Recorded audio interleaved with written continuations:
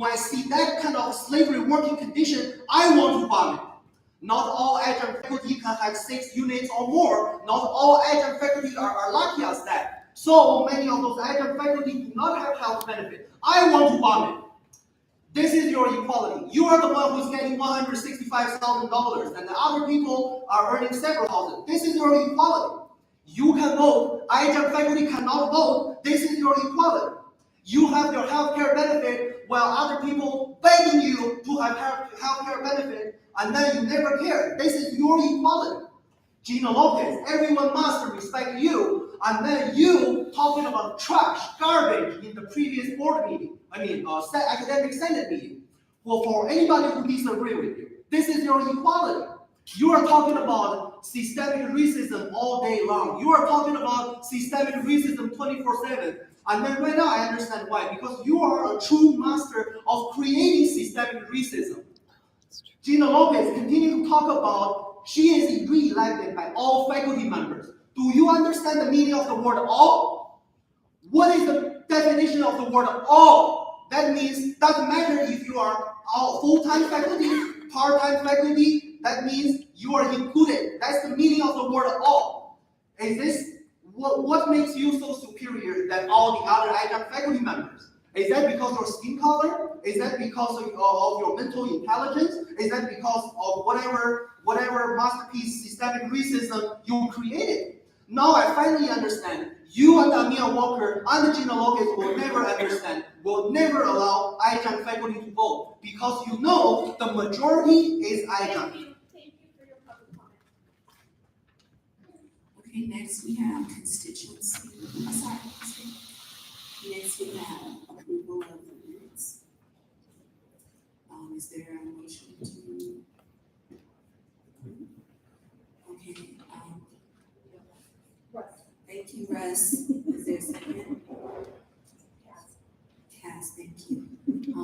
Is there any opposition? All those in favor of approving the minutes? Any comments or changes to the minutes?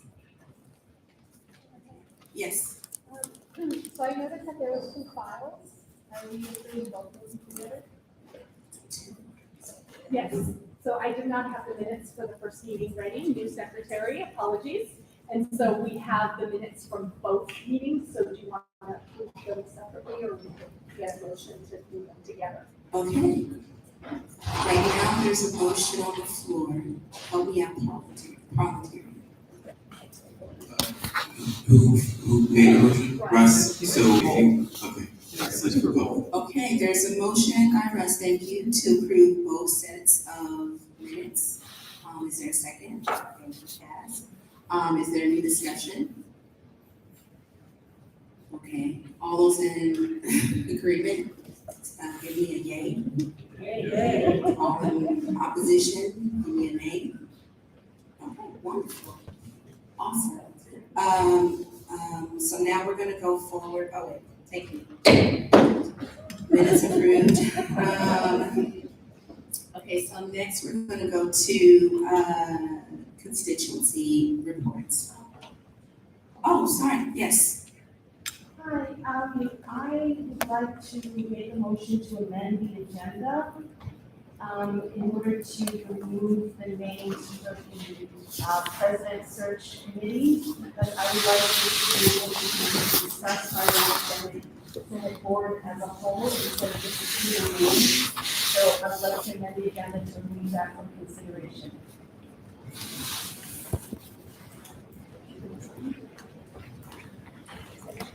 So can you repeat that just one more time?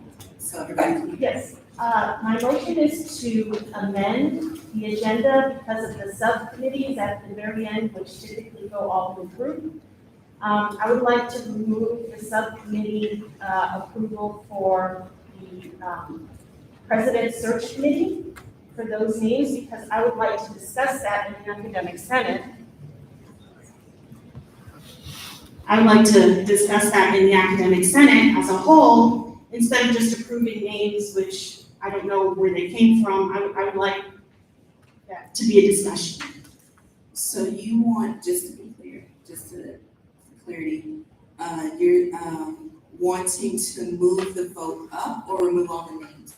To remove the names, like to amend the agenda, sorry. Actually, I'm just gonna shout. I would like to amend the agenda to remove the names of the subcommittee for the president search, the names that are under consideration for that subcommittee from the rest of them, because I would like that to be a discussion, who should be on that subcommittee for the president search as an academic senate board. I'd like that to be discussed. So just remove those names from that part. Okay, that's your motion Yes. to amend the agenda? To discuss removing or just to flat out? To remove those names until we can discuss it as an academic senate or who should be on that committee. So you can do that one of two ways. You can, when you get to the actual committee appointments, you can motion and then have it, or before you even motion, you can discuss it there, if that's what the chair wants to do. If you want to completely remove it, you can still make a motion, but if you get to that item, you are more than welcome to discuss it since you are, so. I would like to motion to amend the agenda, remove those names. So, okay, is there a second to remove the names under, can you have? From the president search subcommittee. Right, do you have the agenda? Because I have to say the letters. Subcommittee appointments, it says approve consent items C, executive committee recommendations. Then it says 1, subcommittee appointments, A, hiring committee, 2, A, and then 1, K, J, D, and 2, presidential screening. So it would be under A, 1, A, 2, presidential screening committee, removing the names, Dr. Lopez, Dr. Ruiz, Lyndsey, Ruiz, et cetera, down to number 10, because I'd like to discuss that.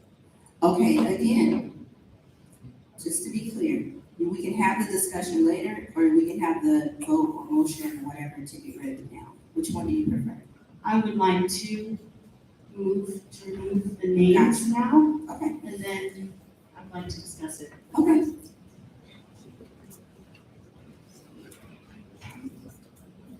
Is there a second to remove the names from the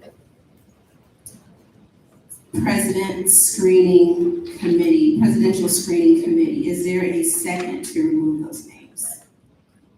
Carol Curtis is a second. Okay. Discussion. Okay, let's discuss.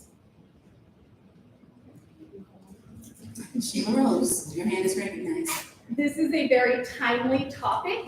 We are starting to meet tomorrow afternoon, and so if we delay this vote for the next Senate meeting 2 weeks from today, then faculty will not be involved in the critical early stages of the screening for our president. So I strongly encourage us to vote no on this motion to amend so that we have faculty involved in the entire process for hiring our new president. Okay, who is next? What's her? Oh, Talene, then, okay, yes. I guess because I'm trying to understand both perspectives, I'll talk about it. Are we able, assuming the names remain, are we able to discuss the statements that were submitted as part, is that part of the process of speaking? Okay, I just want to understand that. So, yes, Talene, when the vote, we're supposed to vote today. When that section comes, it's open for discussion. The statements were sent out. There was an email that went out asking people if they wanted to be on it, and yeah, so, and whoever responded got put on.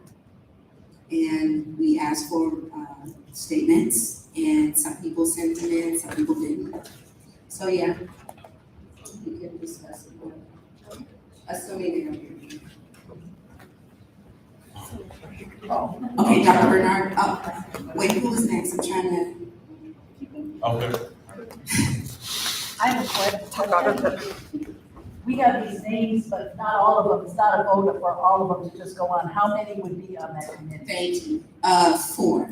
4, so it's We, 4. now we're voting, yes, we're voting to see which 4 to go forward and participate on this screening committee. Okay. That was hard. So now that we need 4. I don't think it's on. Okay. Now that we need 4, are we going to do that whole voting we've done in the past? Yep. Where we the whole vote thing? Yes, Dr. Bernardo and Carol, right? So I have an issue with, I'm trying to figure out because we have known that we needed a presidential screening committee since, I guess, May 8th. Why is this now so pressing and timely? Why wasn't this brought before the entire academic senate board before now? Why wasn't this actually a discussion that you wanted to have with the rest of us of who should be picked for this? Do we want to have it picked within the senators? Do we even, but we didn't even have that discussion. It was just an email, and then I don't think adjunct faculty got that email. But if I think that we should discuss it as a board, what we think or who faculty or what the criteria is, instead of an email just going out and we have no say in that. Okay, I want to answer your question.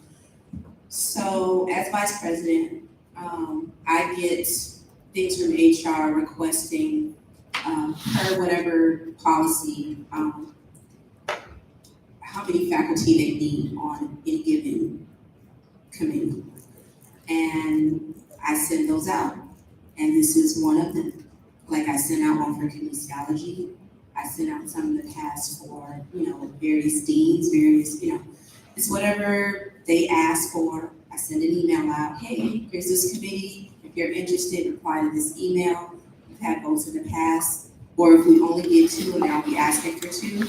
And, that's how it goes. As far as the timeline, we've actually asked for more time. This was due a few days back. I want to say last Friday.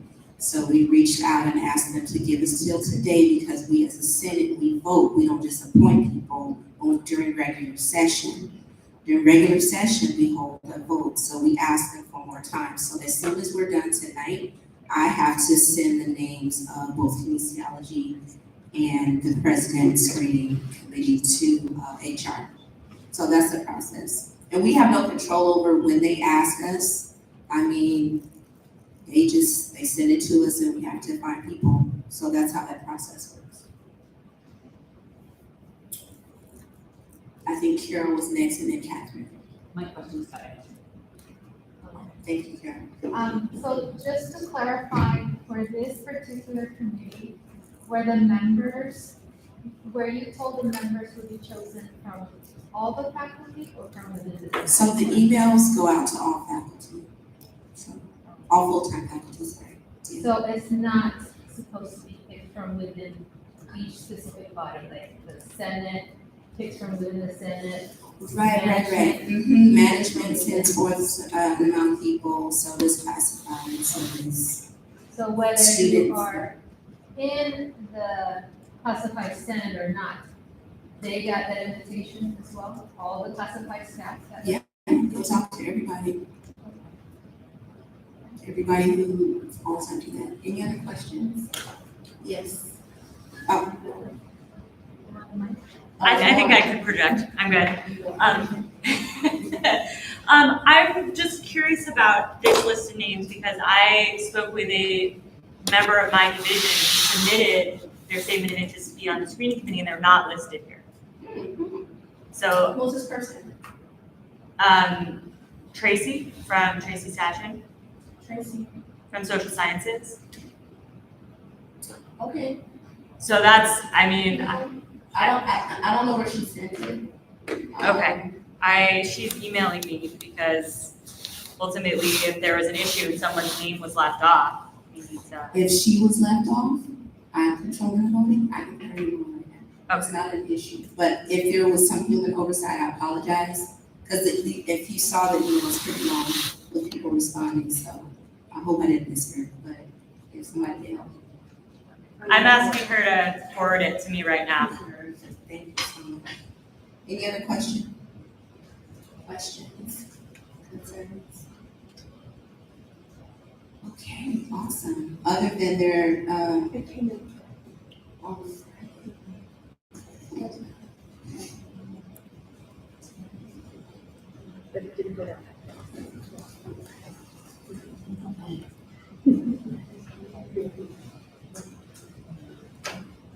what's the date? It is, Friday, 10th of June. Yes. We did get it. Okay, And it's because my eyes were on the Senate for these emails and not, it's not supposed to come to my personal. got it. But can we still add her to the list? I believe that's okay, if it's okay with you guys. I'm glad to do it. Yes, we would need to add them to, but we're still discussing. Yes, we're still discussing, so she might be a name that's removed, depending on this motion. Okay, so, Cool. any other discussion? Tell Tracy I apologize, and that it went to my personal email. I will explain. Thank you. Thank you. Any other discussion as we move forward on this? Okay. So, there's a motion on the floor and a second to remove the names. So we're voting.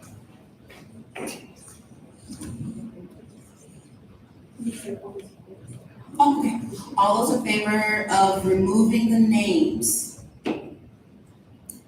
for the presidential screening committee? You want individual votes? Roll call. Roll call? Yes. I have a question. Yes. If we do not remove these names, then that means we proceed as normal. We get to this agenda, we vote on 4 people, we submit 4 people. That's as I understand it? Yes. And the people that are on this list, is everybody that had a chance to submit their name to this list? We're missing Tracy. I mean, besides the one over here.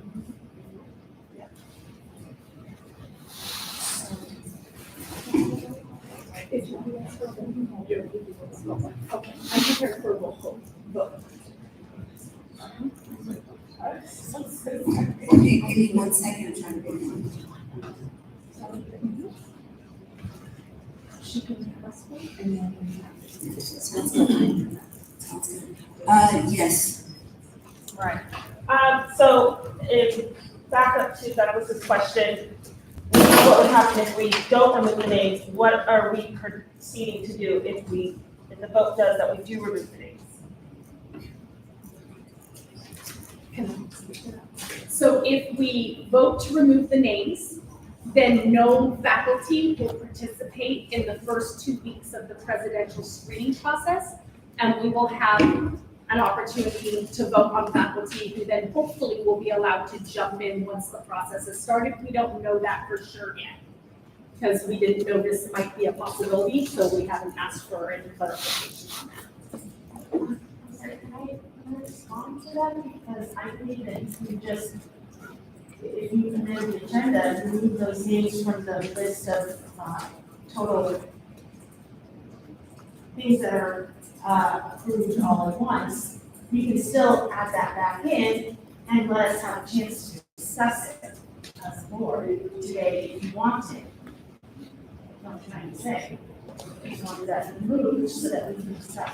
So that would require a bunch of finagling with Parley Pro, which I don't think these senators want to get into and make the meeting last longer. The only reason is because the motion as it stands is to remove this item to discuss it. So if you remove this item from the agenda, you can't discuss it today. It would have to be at the next academic senate meeting. Does that make sense? So because what you're doing is you're amending to remove all these names, correct? Yes. So after that, the names are removed and there's nobody that's going to be appointed to this subcommittee. I was under the impression that you could add them back as a discussion item. No, you can't. Not in this meeting, the way that your motion is presented. Okay, I'm gonna get to you, Tim, in 1 second. We have Rebecca first, and then Christopher, and then Tim. Thank you. I'm second, sometimes we do approve them all as a block, but that's not a requirement. We sometimes do that when there's not gonna be much discussion about who to add. Anytime we're voting to add people to a committee, we can always discuss individual people, and we don't have to approve as a block. So we could even go through this and say, we only want to approve 3 people to add, or 2 people. We don't have to approve all of them. So if, like, there was ever a motion to approve everybody on the list, you could say, no, I don't want that list, we're talking about it individually. So just a little clarification, typically when we vote on the hiring committees, we do vote for everyone individually. We don't do a block. It's impossible because we need 4, and there's like 16 people on the list. So we won't do I hear what you're saying. That is relevant for, like committee, subcommittee, appointments. I think Dr. Bernard just wants us to not blanket approve everyone, right? Oh yeah, that's not a blanket approval. Not, okay. I wanted to discuss, I want an opportunity to discuss it as an academic senate board, who should even be on the committee, if there should be more names on it, where these names should be drawn from, et cetera, because that was not a choice given to us Those are as the people who academic senate. volunteered though. So just to get control of the floor just a little bit, just for clarification, that's not what this vote is about. This vote is about removing people. It's not about discussion, because discussion would come if we would have gotten to that part, like we mentioned, and had a discussion then. This is about removing people to remove them. If that's not what's happening, I need clarification. Dr. Bernard. Yes, that would be the motion to remove. That's perfect. Okay, Christopher. Just to be clear, we get to discuss If it's me. it. If it's possible. The only way we get to discuss them is if they're not. If you help me with my names. When it comes to that. Yes, assuming they stay on. So it's the only way to discuss them. That's the appropriate time, yeah. That's anything on the agenda, when we'll say any discussion, yeah, that's the time. Okay, any other, because there was another one. 10, yes. Thank you. Okay. Let's go. There was a request for a roll call vote, and I don't know if I can vote. Okay, go for it. Okay, so just for clarity, a vote for yes removes the agenda item, and we will not be discussing or selecting faculty today for the presidential screening. A vote for no, the agenda item remains, and we will have the opportunity to discuss and vote for faculty for the presidential screening. So the first person on this list is me, and I am no. Lyndsey? No. Dr. Bernardo? Sorry, I need my glasses. Okay, thank you. And is Tracy Bodish here? Catherine Chang? Abstain.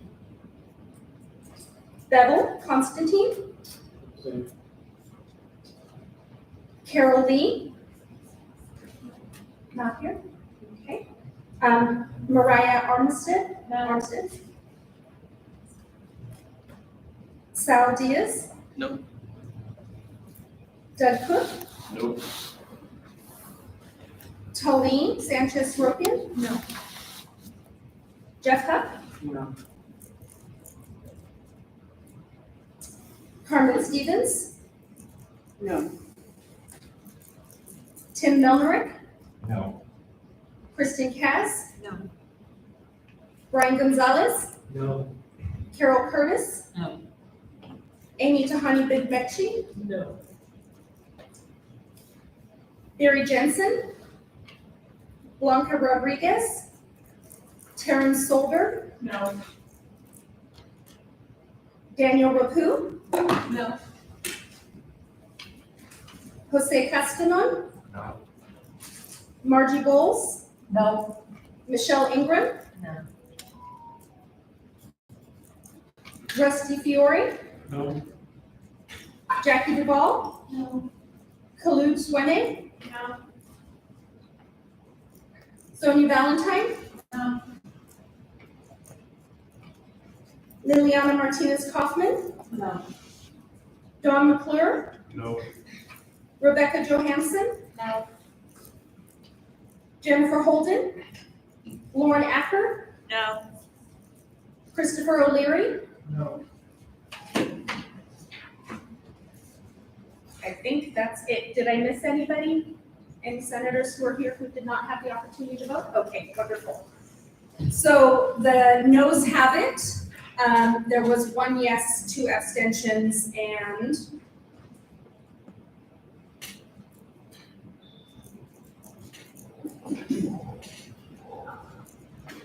$25 noes.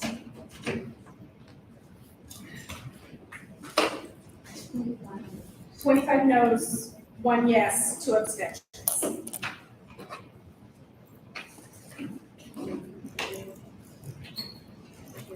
It's okay, I've got the numbers, you're good.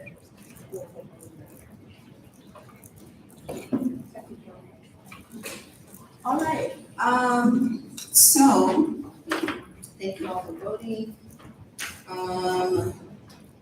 Moving on with the agenda. We have constituency reports from PCC-FA.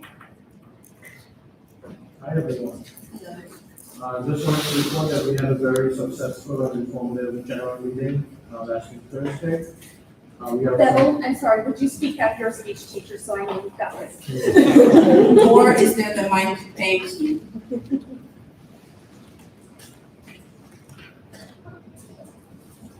Yes. You have to hold it for 3 seconds.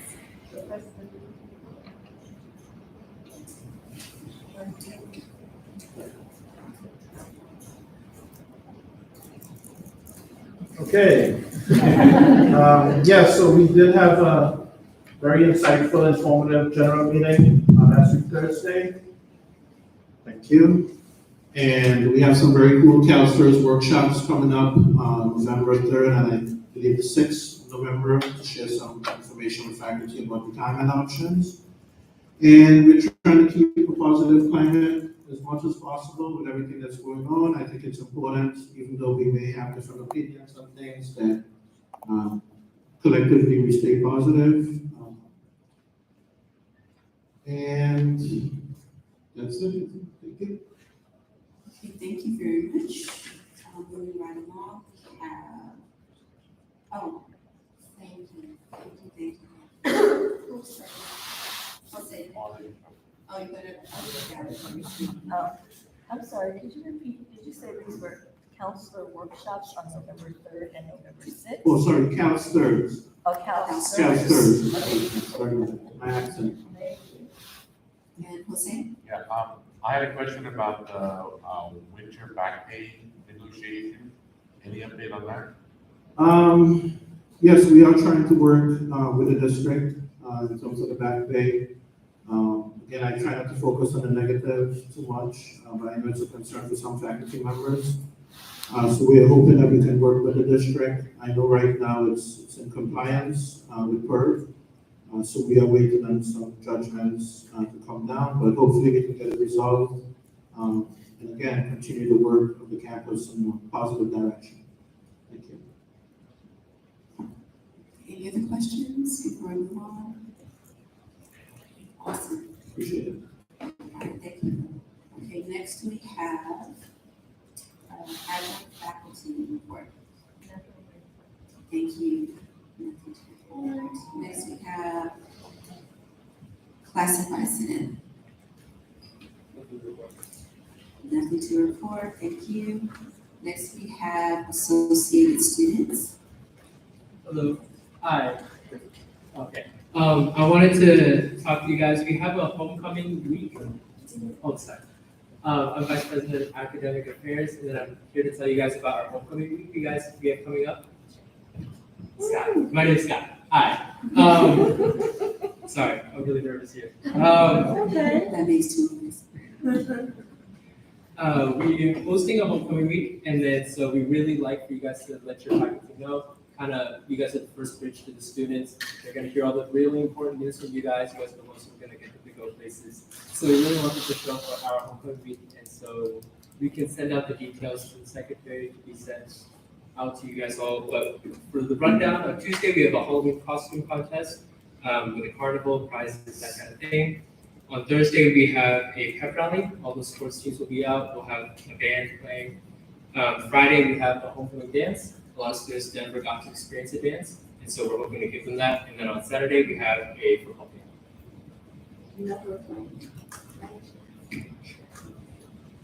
Thank you. Appreciate that. Thank you. Yes, thank you. Yes, I have Michelle and Catherine and Carmen. Yes. What? She wants to be called Dr. Ingram. You know how everyone knows Dr. Dr. Ingram. Yes, ma'am. You are absolutely right. And Dr. Stevens. Thank you. Y'all are my friends, sorry. I said, go ahead. Scott, where is the dance going? And at what time? So we're gonna be hosting the dance in Circadian from 6 to 9. Okay. Catherine. Yes, so the game is this Friday, correct? The game will be Saturday. Oh, Saturday. Yeah. The Okay. dance is Friday. And what time? The game or the The dance? game. The game, they didn't put down a time for me, but we'll give you guys an email with all the details because there's a bunch of other stuff with the prizes we're giving out. Thank you. Scott, is this advertised somewhere, either on the campus calendar or on the,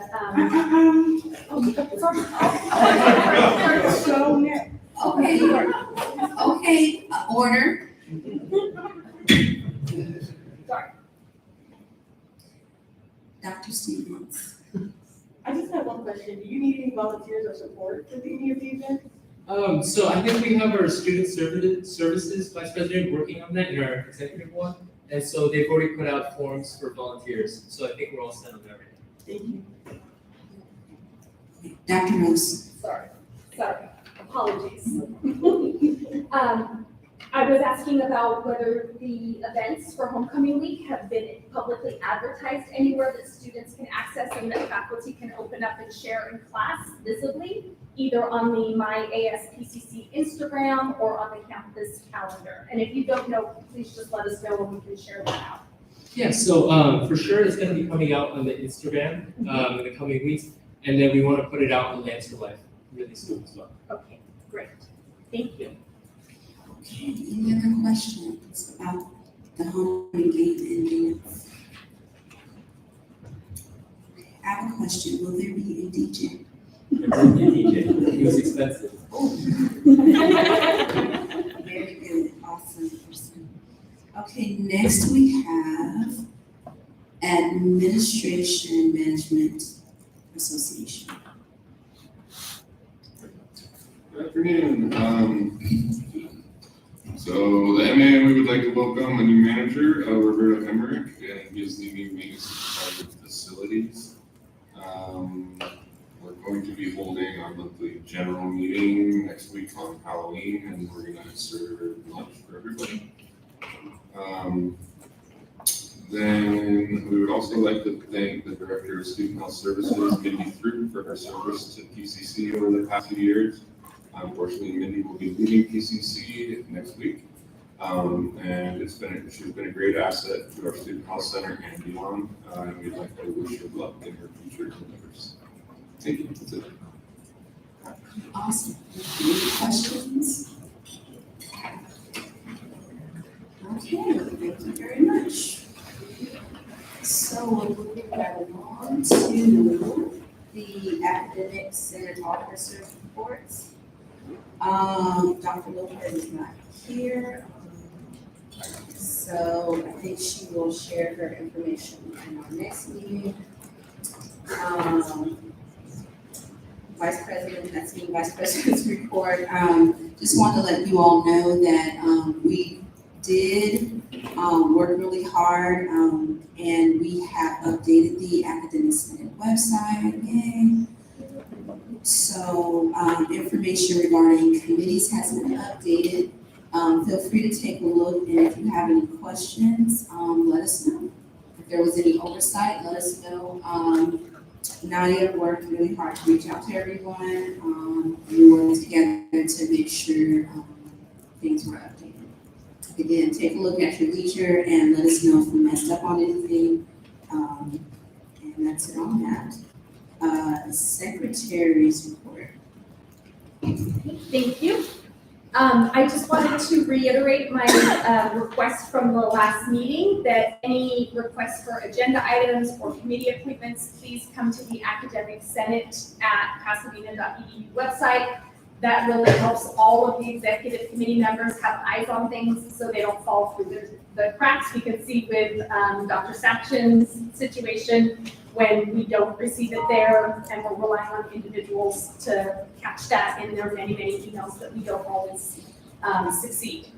The other thing I have to share is some sad news that we learned of today. So I'm not sure if those of you who have been here for a while might remember Jim Bickley, who was Senate President from 2008 to 2010.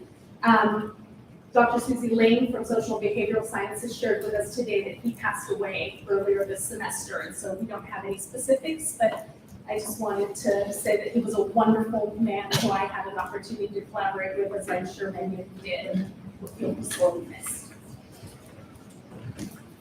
Thank you for that, Dr. Rose. Now we have our treasurer report. Okay, so we have a little bit more. We're getting some money from donations. Yay! So it's actually working. Thank you so much to those of you who have donated, and please encourage your other faculty to donate because it definitely helps us a lot. So we took out some money, we moved some money over, but basically our account totals were still close to where we were last time, $17,577.25. Any questions? Any donations? Thank you. Oh, Dr. Stevens. Yes, I have a question on the previous one. Oh, the previous one. Yes, for the, it's okay, for the secretary. Yes, Dr. Are we? Yes, are we able to, and I'm not sure if this is an appropriate question, are we able to adjourn the meeting at the end in honor of our former President Betsy Cassidy? Yes, so anyone who would like to make the final motion for adjournment at the end, they can definitely request to do so in memory and honor of Jim Vick. So thank you for that suggestion, Dr. Stevens. Yes, thank you. Sorry, I can't hear myself.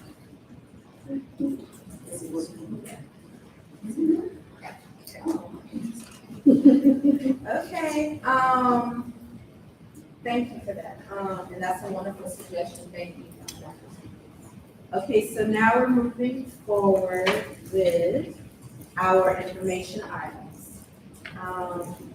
First, we have student services update by Dr. Brenda Ruiz, and I believe she's being represented by the amazing Dr. Alton. Let's give her a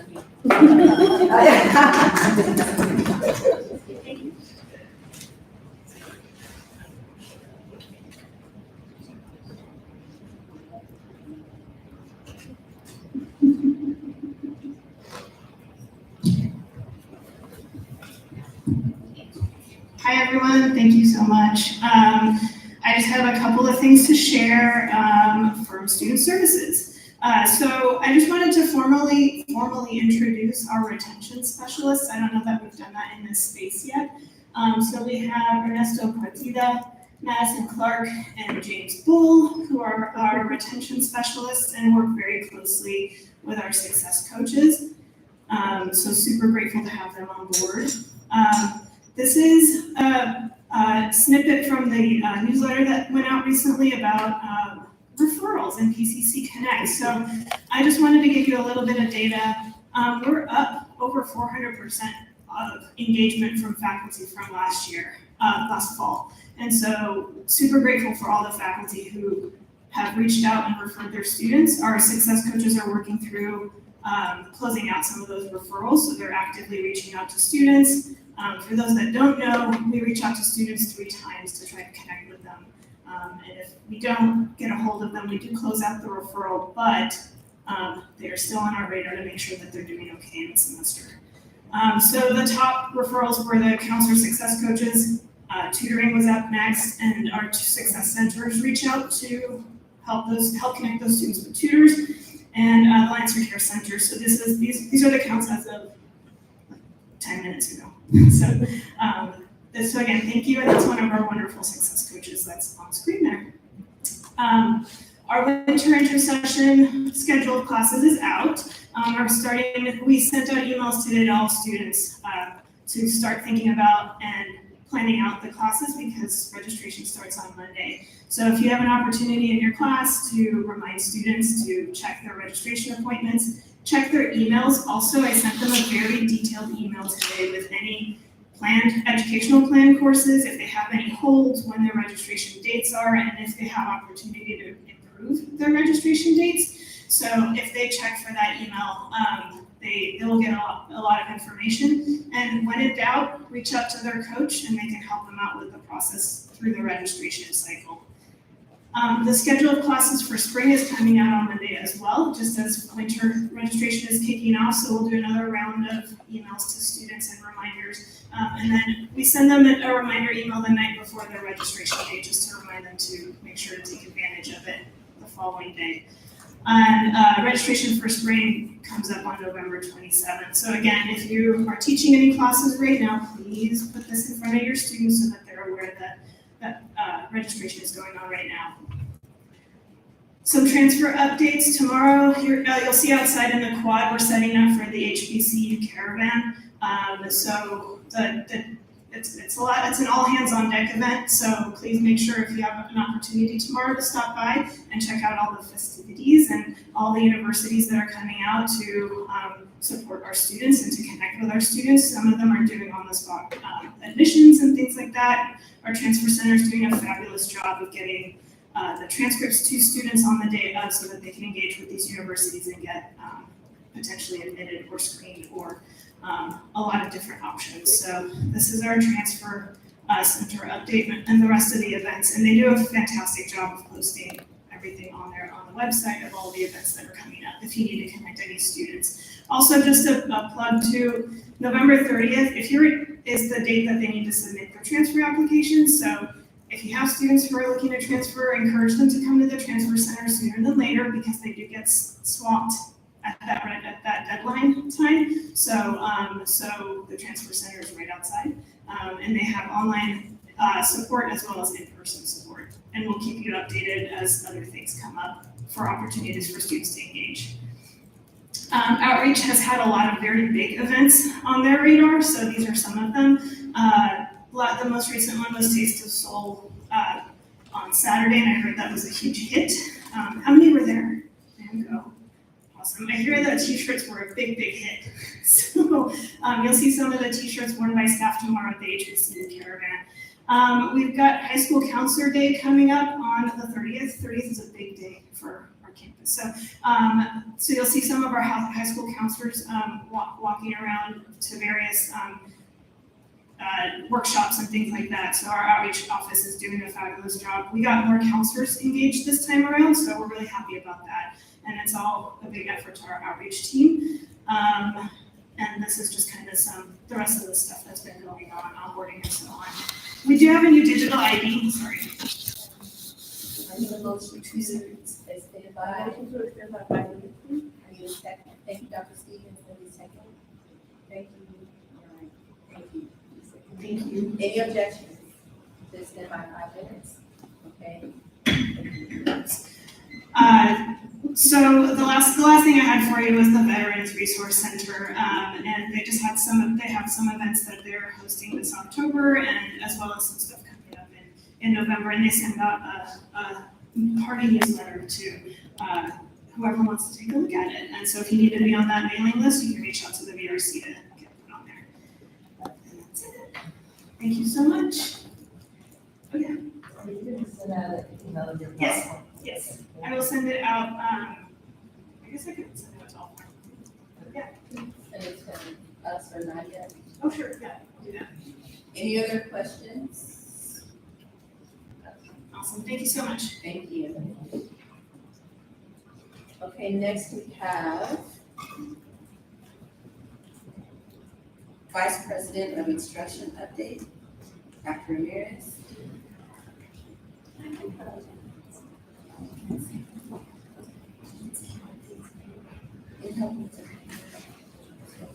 Oh, Jordon.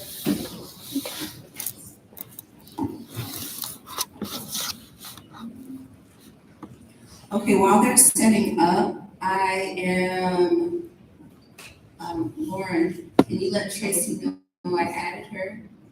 And we're working to get her statement out to the senators in the room. Great, thank you. Nadia's helping me with that. Perfect, thank you. Hi everyone, good to see you all. So I wanted to just share a few updates. One of them is compliance with AB 1705.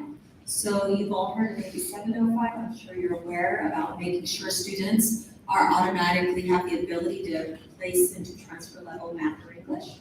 AB 1705 is like the next step, right? And so there were 4 action items that the Chancellor's Office required all colleges to be in compliance with.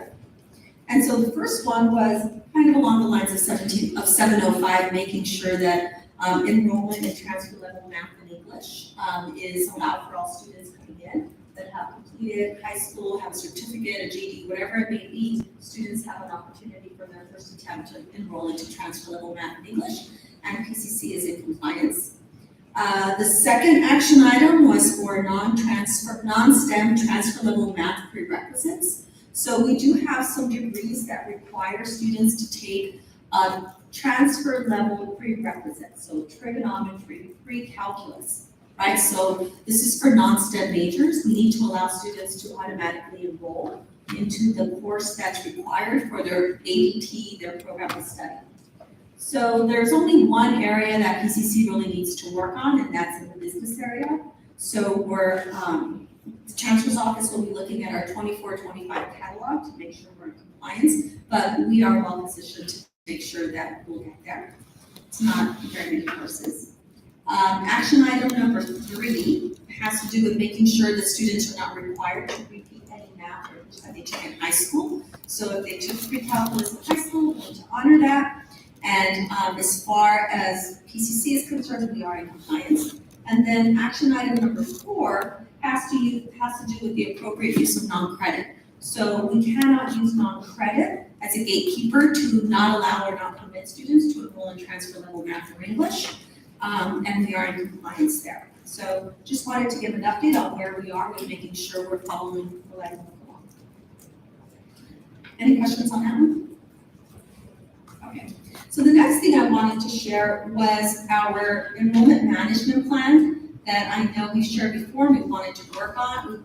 We wanted to get out and make sure you have an opportunity to preview. So please take a look at it as you know, whenever you have a chance. It's on Board Docs, but I wanted to share a little bit about how it's organized. First and foremost, I want to recognize everyone that participated in working on the plan. Dean Matthew Barboza, our Dean of Business and Enrollment Management, took a leadership role in getting this done. It took a while. We got a lot of input, working very closely with student services as well. And so the first part of this is reiterating what our mission statement is, what our values are as an institution. And then we have some historical data on where we were. As you can see, this is pre-COVID. You can see the impact of COVID. This goes through 21-22, so as he was developing the plan, this was the most recent data we have, so this will be updated. I think it's important to know that an enrollment management plan for any institution is a living document, right? Things change. So if there may be things in the plan that we've already done, we've already accomplished, that we're in the process of doing, and things that are in the works, things that we want to do in the short and long term. So there's some historical data on FTS. Looking at both credit and non-credit. Also looking at modalities. So one of the things that we've identified is we know PCC prior to the pandemic did not have a very large footprint in the distance ed world, and that has changed, right? So we know that that's an opportunity for us to generate an FTS. And so we want to not just look at how many classes we're offering in that modality, but also retention, completion, and success of students, right? So we have some retention data there, success for both in-person and online. Credit course enrollments based on modalities. Remember, enrollments is the number of classes a student takes or enrolls in versus FTS, right? So those are different. And it's not head count. Head count is the number of people we have here. That's not enrollment again. We again compare credit and non-credit student head count. Our non-credit program right now is doing really well. We've done a lot of work in the community and enrollment is growing there. And then dual enrollment. That's something that we're monitoring very carefully. We know that dual enrollment students are on the track to either come to PCC or another institution, and we want to make sure that the course delivery there is, the best we can do. So we are looking at retention rates for dual enrollment. Many of our dual enrollment classes are hybrid, and the reason they're hybrid is because the high schools, we have to kind of adhere to their academic calendar. And so oftentimes, and their bell schedule, oftentimes there's not enough minutes throughout the semester for us to be able to meet our requirements, right? So if a 72-hour class, we don't have enough minutes, we go into a hybrid form. And it's been working well. It's a good strategy. So we have some historical data, and then we have some narrative here of some of the things that came up during the process of creating the document. We have some enrollment targets, our FTS targets, and again, this is going to be updated. Right now, as I mentioned at the last meeting, we're on target to meet a 21,000 FTS by the end of the academic year. Right now, for fall, we're at about 200 FTS shy of our target of about 8,500.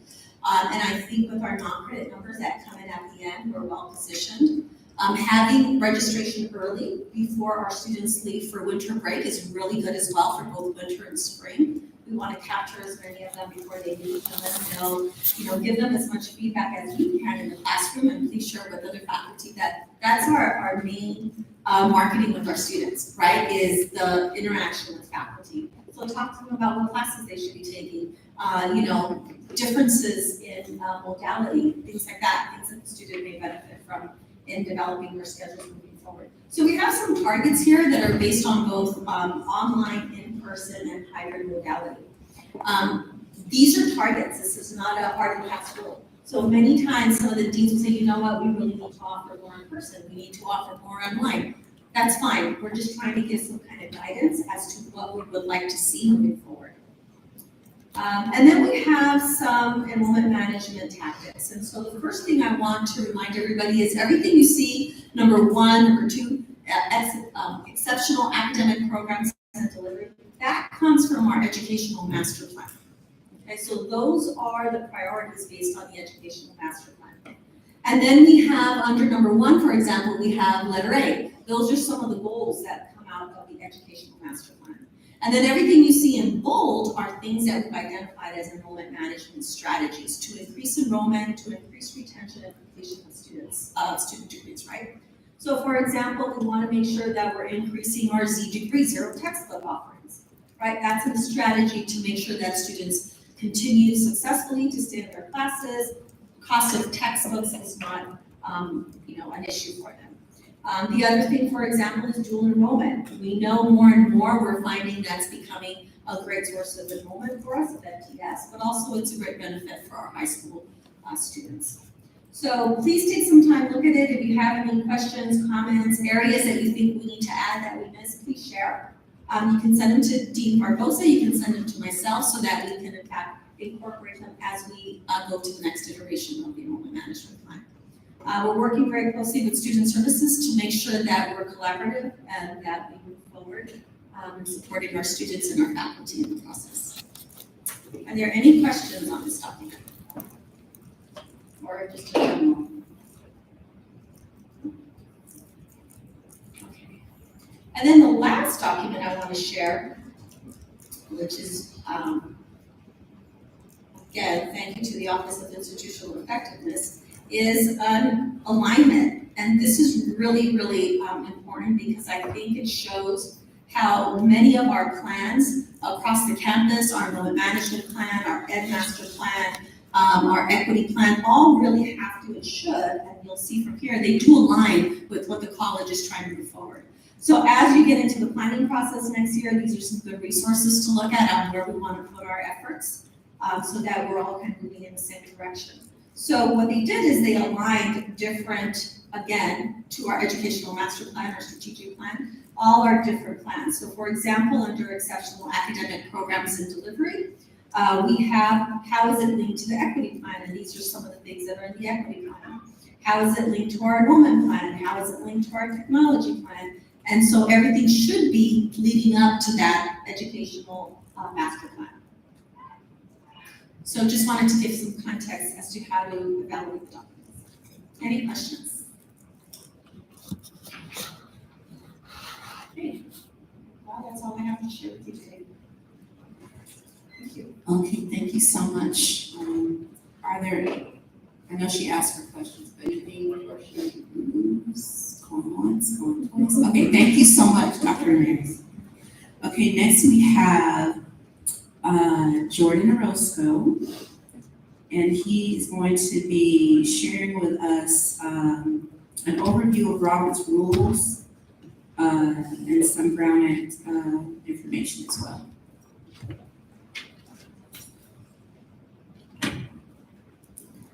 Jordon is our parliamentarian, by the way.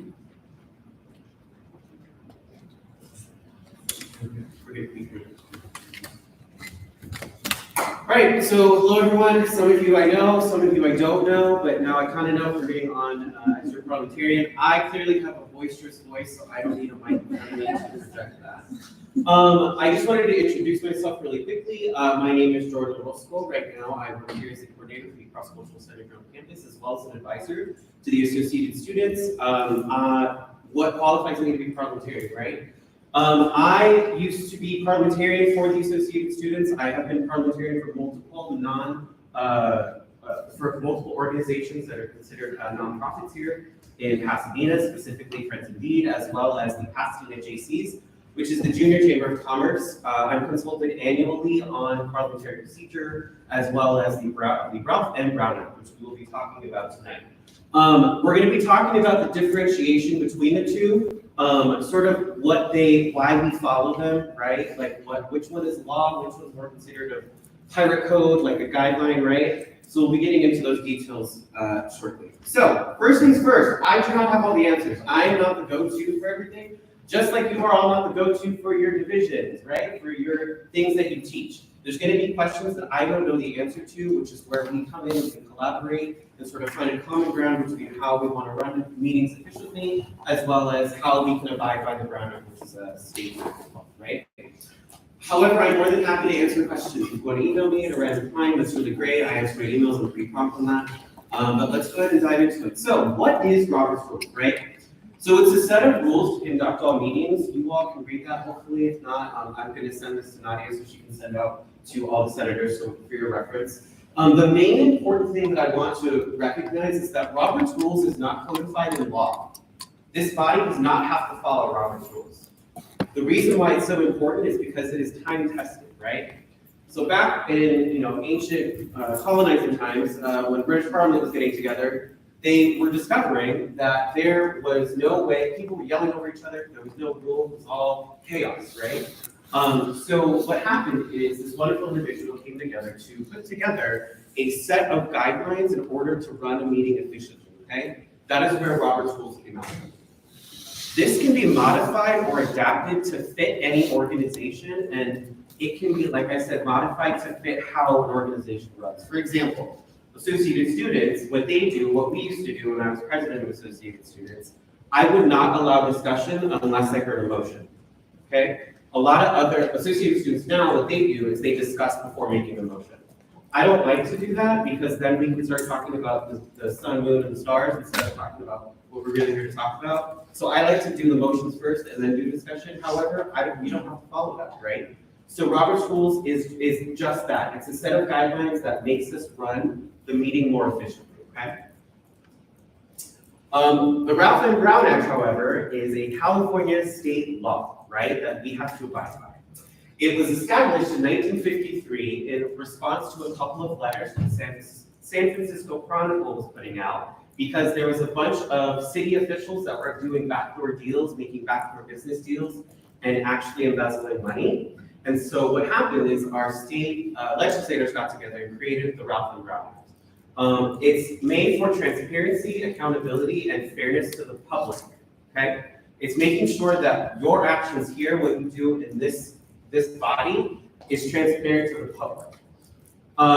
The Brown Act and the ADA guarantee the public's right to attend and participate in open discussions, as well as accessibility, right? Every meeting needs to have some sort of ADA compliant, right? We're sitting by a wonderful elevator, we're sitting by a wheelchair accessible ADA room, right? But we're also being transparent by allowing the public to sit here and listen to the decisions that you all are making, okay? So why do we need Robert's rules? Well, as I said before, it is a time-tested method that works, okay? Like I said, the group does not have to follow Robert's rules, but it works, it functions really well.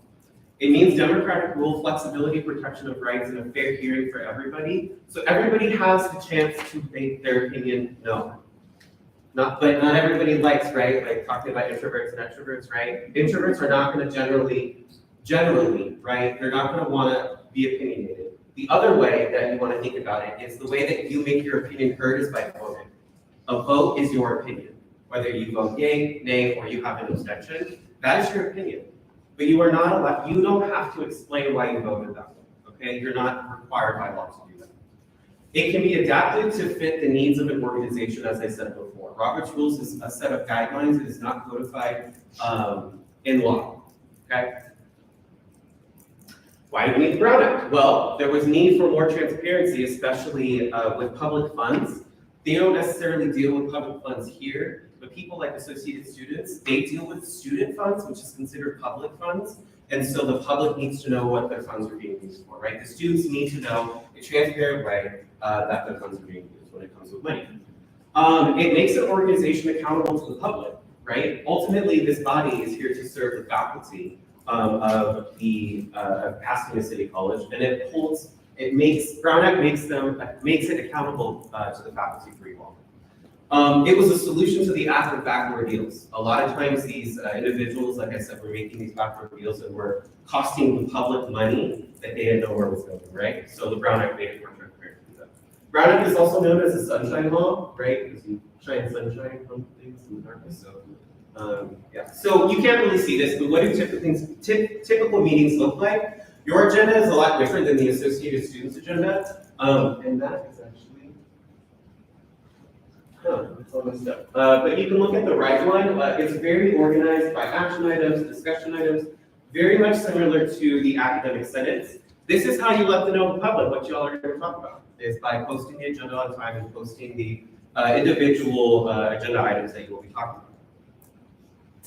So how do members get a say? Well, they make motions, right? That is how a member gets to say their opinion, right? Whether it be just by voting yea or nay, or whether it's talking or discussing about that specific motion, right? It's important to know that if you make a motion, it is up to the chair of the academic senate, whoever that may be, past, present, or future, that they keep the conversation onto that motion item, right? You don't stray, you don't go and talk about money or something if the item is not about money, right?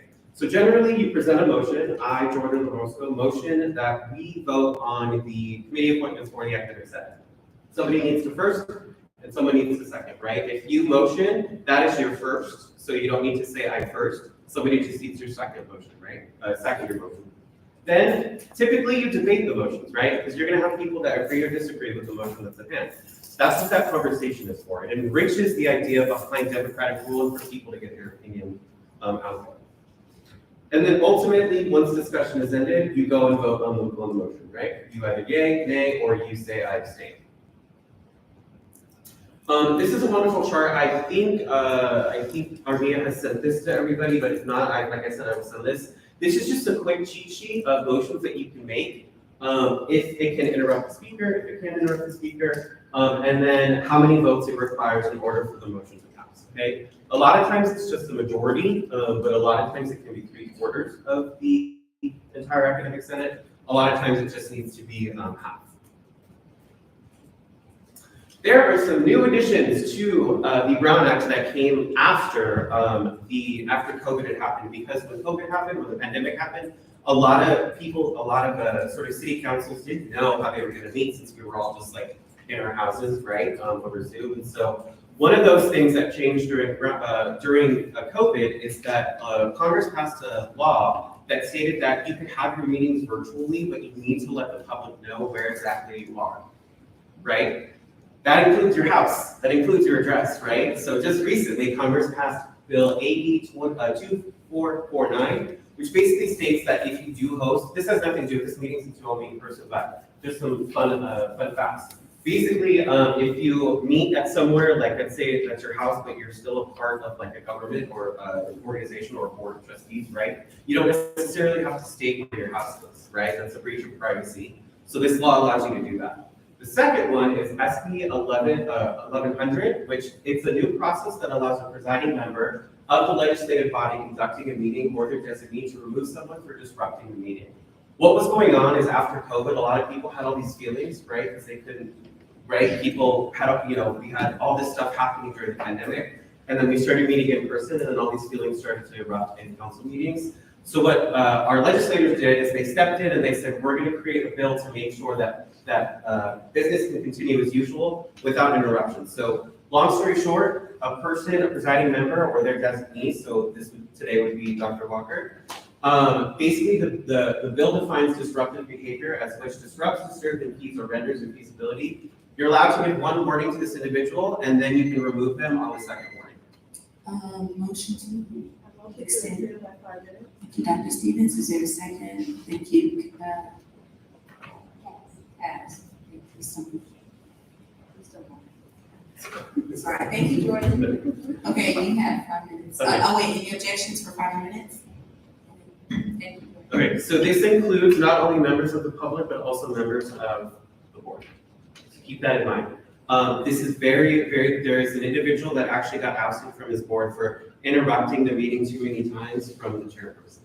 So this new bill allows,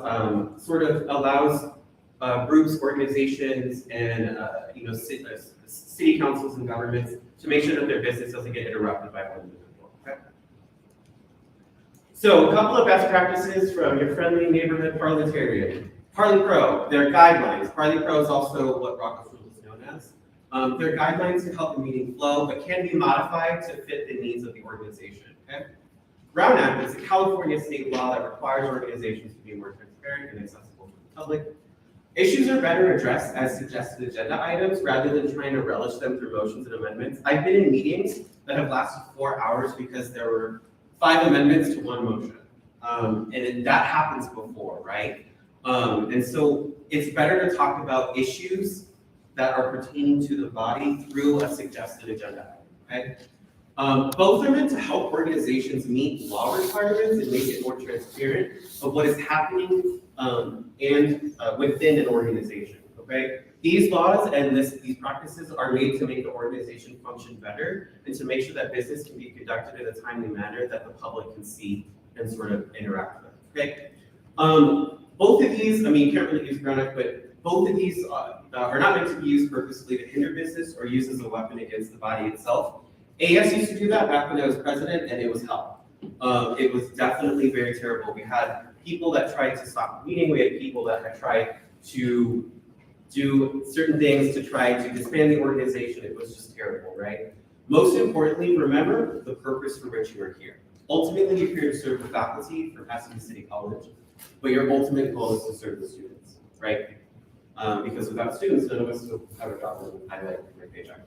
And yes, faculty, of course, but ultimately to serve our diverse student population, okay? I don't think I have time for any questions, but I'm more than available to, oh, you do? Okay. Are you valued? Yes, that's it. Oh my gosh, so many questions. Okay, recognizing, I saw Catherine, then Jose, and then Dr. Bernard. You know what it is, I'm short. And I keep missing my tall friend. I apologize. I got you. Okay, so Catherine, go ahead. So my question is for the Brown Act, is the community piece of that good? Oh, I was under the impression that for a member to be able to participate remotely, they only had 2 opportunities for the whole academic year. Has that changed? So let me clarify, my comments are made for general Brown Act requirements, right? The school or any organization, including the Board of Trustees, can enact their own policies here on campus, but ultimately they're still held liable for that. But what that law was put in place because people's privacy and like council members, their privacy is getting breached. And so now, whatever policy the academic senate, but I can't speak to, because that's separate from the general rule. Thank you. Yeah. Okay, next we have, Jose. You mentioned that SB 1100 was new. How new is it? It was codified in law in January of this year. So it's like really. Will you send us these slides? Yes, yeah.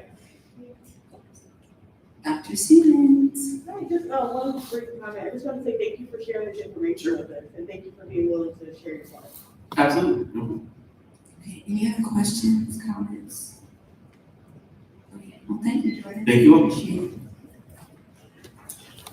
Okay, next we have calendar committee update.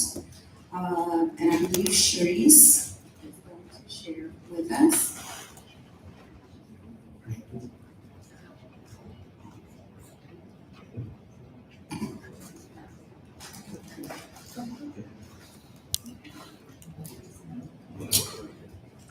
Hi everyone, so I was here last time presenting on behalf of the calendar committee since the faculty chair wasn't available. The overall consensus of the feedback was that the calendars were not complete, which I totally agree with, and they were trying to rush through the process, so we're taking a step back. We're going to be coming back at either the next meeting or after for another review of the 26, 27, and 27, 28 calendars. We did meet as a committee last Wednesday and discuss some additional details to add, including the spring break and the end dates of each term. But today I wanted to bring your attention to some corrections that need to be made to the 24, 25, and 25, 26 calendars that have already gone through the entire approval process and are on our website, but need a correction. So, how do I Say what year again? 24, 25, 24, 25, and 25, 26. So currently we're in the 23, 24 academic year. So this is for the next 2 academic years. And like I said, these calendars were approved through our entire review process, including approval from the Board of Trustees, but we need to expedite a correction. We recognized at our meeting last week that the spring break on both of these academic years was listed during week 7. So it would cause a problem for the short-term classes. It wasn't, no one noticed that the spring break wasn't going through after week 8, so that way an 8-week class can be completed all the way through, then you have spring break, and then it's the second 8 weeks. So that's how traditionally we've done it, and I remember there was a question last time about when spring break is scheduled and if it has anything to do with holidays, but it's traditionally splitting the 2 8 weeks of the 16-week term. So we needed to correct and move the spring break back a week on both calendars. It doesn't impact anything else within the calendar as far as finals and the end of the spring term. All it does is shift that week from the week of the 6th in 2016 to the week of the 13th, and then for from the week of the 7th to the week of the 14th for spring of 2025. So if you have any feedback, I think this is something that everybody will agree upon, is the correction that needs to be done. But if you have any questions or comments, if not, we're planning on forwarding this to College Council, who will then go through the steps to forward it to FA and president and the board of trustees to get it to the next board of trustee meeting. Any questions? Dr. Rose and Dr. Ingram. Dr. Ingram, okay, go ahead. So this, making sure I understand, so for the 24-25, we're moving it from the 6th week to the 13th week. So, currently,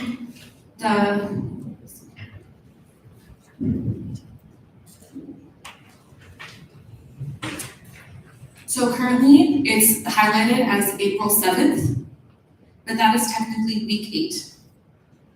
So it needs to be after week 8. So it would start on April 14th instead of starting on April 7th. And the reason for that is for an 8-week class to fully complete and then have spring break. Sorry?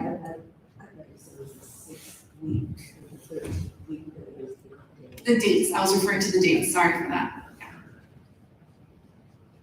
Okay, Dr. Rose. This is not about the dates, it's about the language. So I was showing my students the calendar this morning, and I noticed it says winter semester and summer semester rather than intersession. Can that be corrected on all the calendars to intersession or session? Because semester is a half a year, right? So I think it's a little confusing. Yes, I will let the co-chairs know that. Thank you. Any other questions regarding the calendar? Okay. Okay, well, thank you, Sharice. Thank you.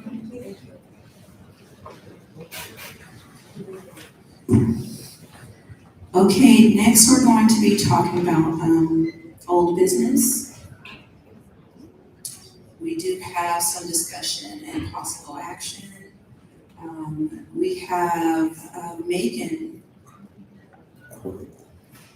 Stadenos to talk about AP 3434, responding to harassment. Hello, good afternoon. Hello. How do I turn this thing back on? Oh, that's how I don't. All right, let me. So I'm coming back for a second read on our policy. Give me one moment. Here we go. I'll get there eventually. Taking a second look at AP 3434, which is in compliance with federal guidelines under Title IX. Just an update to institutional complaint resolution processes, due process protections.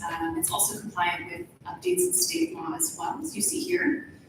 So in the previous meeting, I provided a quick overview, a summary of some of the most salient changes that are relevant for our community to know. I wanted to open up to see if there were any questions where we left off last time.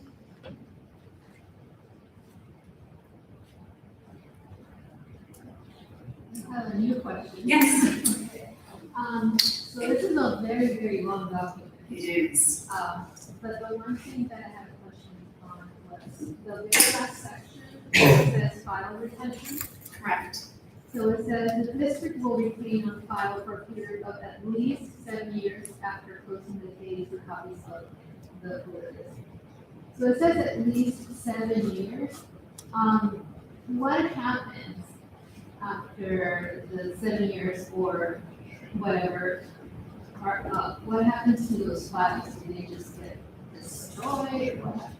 Yeah, good question. And so typically right now, it's moving forward going to be digital files. Most likely they'll be archived and or deleted. Yes, if it's a hard copy file, so for things that might have existed before we were using an online system, then they would probably be shredded and be what happens. So they technically remain on file, they're just not physical files, is that what they're I guess so. I mean, there's still a record of the report, but if there's, we would discard of it, whether it's shredding or deleting. Any other questions? It's a little, I'm just a sorry, little concerned. I'm a little concerned because, there are instances where there are repeat offenses and if something is deleted, there is no precedent for previous offense, and that could be a little scary for a lot.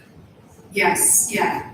And there is some flexibility. The requirement is that we keep it for at least 7 years. And so that is, we would probably make this consistent with our other records retention policies around HR. So I can clarify that what the practice is now. I don't know that off the top of my head. But that's the purpose of that, is to make sure that any patterns are memorialized so that we can have that context.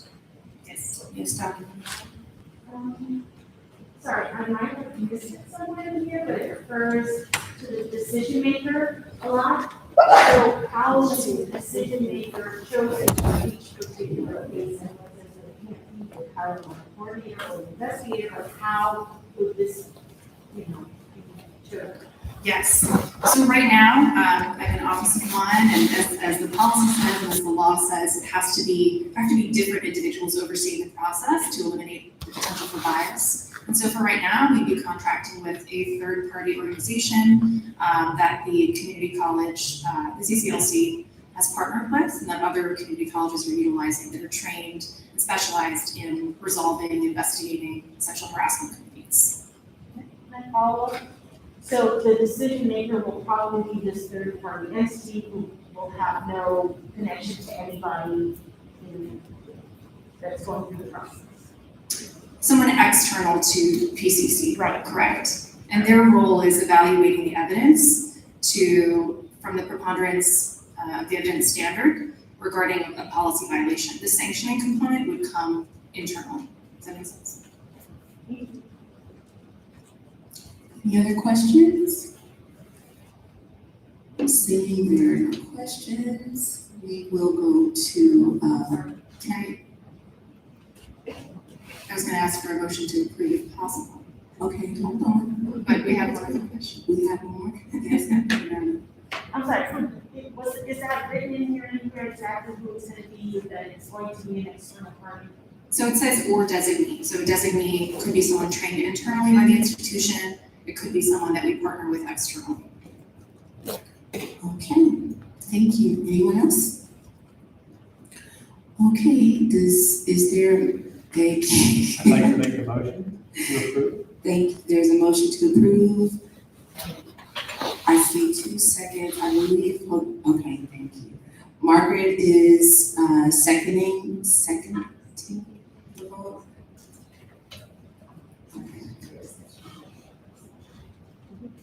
Yes. So Russ motioned, Margaret seconded, and now we're opening up for any further discussion before we end? Yes, Dr. Bernard. Is it possible that some language can, I understand that now it's up for vote, but I was sort of under the impression that is in there, codified in language, that it will preferentially be a third party and not someone internal.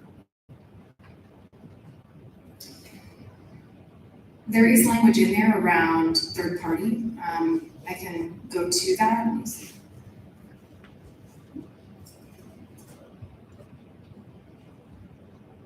But I'm not sure that we would add, I can pull that out if you'd like and highlight that, but I believe we do have some information around flexibility in terms of who might serve in that role. And the reason that flexibility is built in, like I said, is that our office might grow, and in the future that might be someone trained internally. But for right now, as the office is establishing itself, it is needed to go external for us to be compliant. Any other discussion, Dr. Stevens? Yes, I would like to further examine what one of my colleagues brought up regarding the conclusion of the file for 7 years. Is there any way that I guess there is option to be able to further like detail in the form, or maybe there could be an index that people can go to? I think it's for a student, it'd be unclear, they're feeling like, oh, in 7 years, I'm whatever they feel it may be. So clarifying kind of where those files are retained or not. Sure. Right, so the options are. Sure. Clear on that part. Sure. Any other discussion? Yes.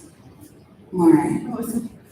So there is a portion in here that says, the district's coordinator, investigator, decision maker, it's under the appeal, if they can appeal if they had a conflict of interest or bias against the complaints or respondent. So is that what you're referring to, like, that there has to be specific language on, having some type of previous knowledge? Yeah, that was just my concern. Thank you.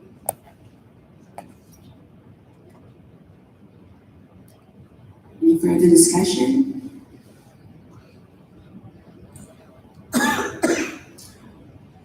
Okay, if there's no further discussion, we are going to, wait, is there a motion to, there's a motion on the floor to approve,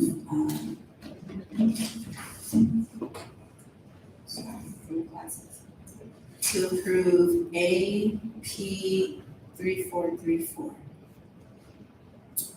And there was a second by Margaret. Okay. All in favor? Say aye. Aye. All who oppose, say nay. Any abstentions? Okay, motion, AP 3434 is approved. Thank you. Thank you. Okay, next we have APBP 7330, communicable disease by Crystal Colross.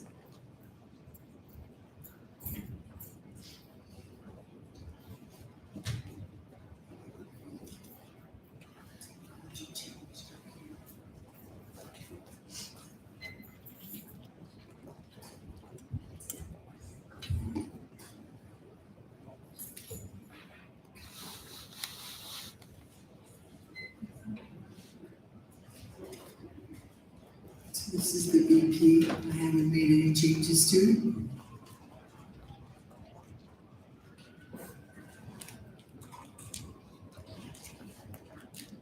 Okay, well, we'll just go with the BP.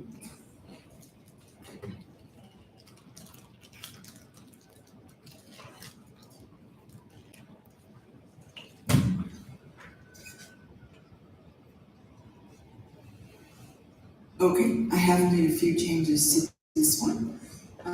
I added the language recommended by Professor Chess, and under the process for requesting exemptions, the classified Senate had asked me to add in financial hardships as being one of those areas, so I added that language in as well. Any questions? Okay, this is a third read. Is there a motion? Thank you, Russell. Is that a motion to approve? To approve. Awesome. Is there a second? Thank you. Thank you, Queen. Thank you. Any discussion before we vote? Yes, Chris. Just to be clear, is this all employees or just classified? This is for all employees. I just said classified because they're the ones who brought it to my attention, the financial hardships. I thought it was a good recommendation. Okay. Any other discussion before we vote? Okay. All in favor of APBP 7330, say yay. Yay. All opposed, say nay. Nay. I need to record. Thank you, Dr. Romero. Nay. Any abstentions? Okay. Thank you. APBP 7330 is approved by Senate. Thank you. Thank you.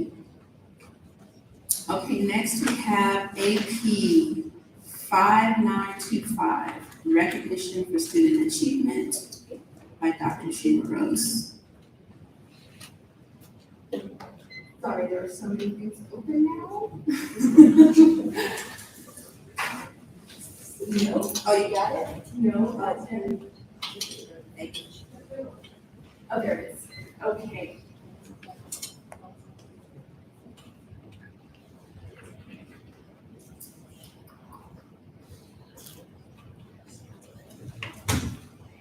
Okay, so this is our second read of AP 5925 Recognition for Student Achievement.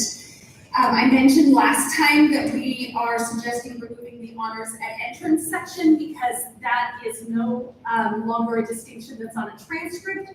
Rather, the foundation deals with that with student scholarship. I've been communicating back and forth with the foundation, and the process has changed several times, so I just need to have one more conversation with Kristen and Pete to figure out exactly how the scholarships are awarded and how students apply. That's an information item, so I can just bring that back at a future meeting. There were some wonderful suggestions at our last meeting about expanding the Dean's Honors List to not only full-time students who are taking 12 units or more, but also to consider having Dean's Honors for part-time students and also for non-credit students. I took that suggestion back to the policy working group of the Student Success Committee to get their feedback and make sure with admissions and records that this would be possible. And the response was yes, we can award part-time students honors, and in fact, the LA Community College District has been doing that for quite some time. So I took a look and found the language that they use and was considering proposing that we adopt the same. So all 9 colleges in the LA Community College District offer part-time students who have already completed 12 units and are currently enrolled in between 6 and 11 and a half graded units and earn a 3.5 or higher, that they earn honors. And there was conversation about, is a student who's taking 1 unit or 3 units, maybe just coming for 1 semester and taking a course, are they really kind of progressing towards an academic goal that would kind of warrant the level of being on an honors list? So there was an argument for being enrolled in at least 6 units, and also that you're consistently attending the college, so you've already achieved 12. So any feedback on that is accepted. But I thought I would also share the other suggestion, and thank you to my amazing colleagues in non-credit who provided this suggestion about how we could award Dean's Honors to our non-credit students. And they suggested that students who have completed 12 or more units or in 4 or more adult high school diploma courses, because they don't necessarily have the same units as credit courses. And so if there's any questions, we have our fabulous Senator Liliana Martinez-Kaufman who can answer questions about how non-credit works. So any further kind of suggestions or comments are welcomed about these proposed changes. And I think that we probably should not vote today since I'm bringing new information. And if you would like to share this with your colleagues, your constituents, and bring it back, then we can consider voting next time, unless someone's really urgently desperate to do this. Yes, Dr. Stevens. I have a question regarding the in 4 or more adult high school diploma non-credit courses. So just the fact that the student enrolling in it will be around? So they would have to earn that 3.5 if they are enrolled in 4 or more. So it's still the 3.5.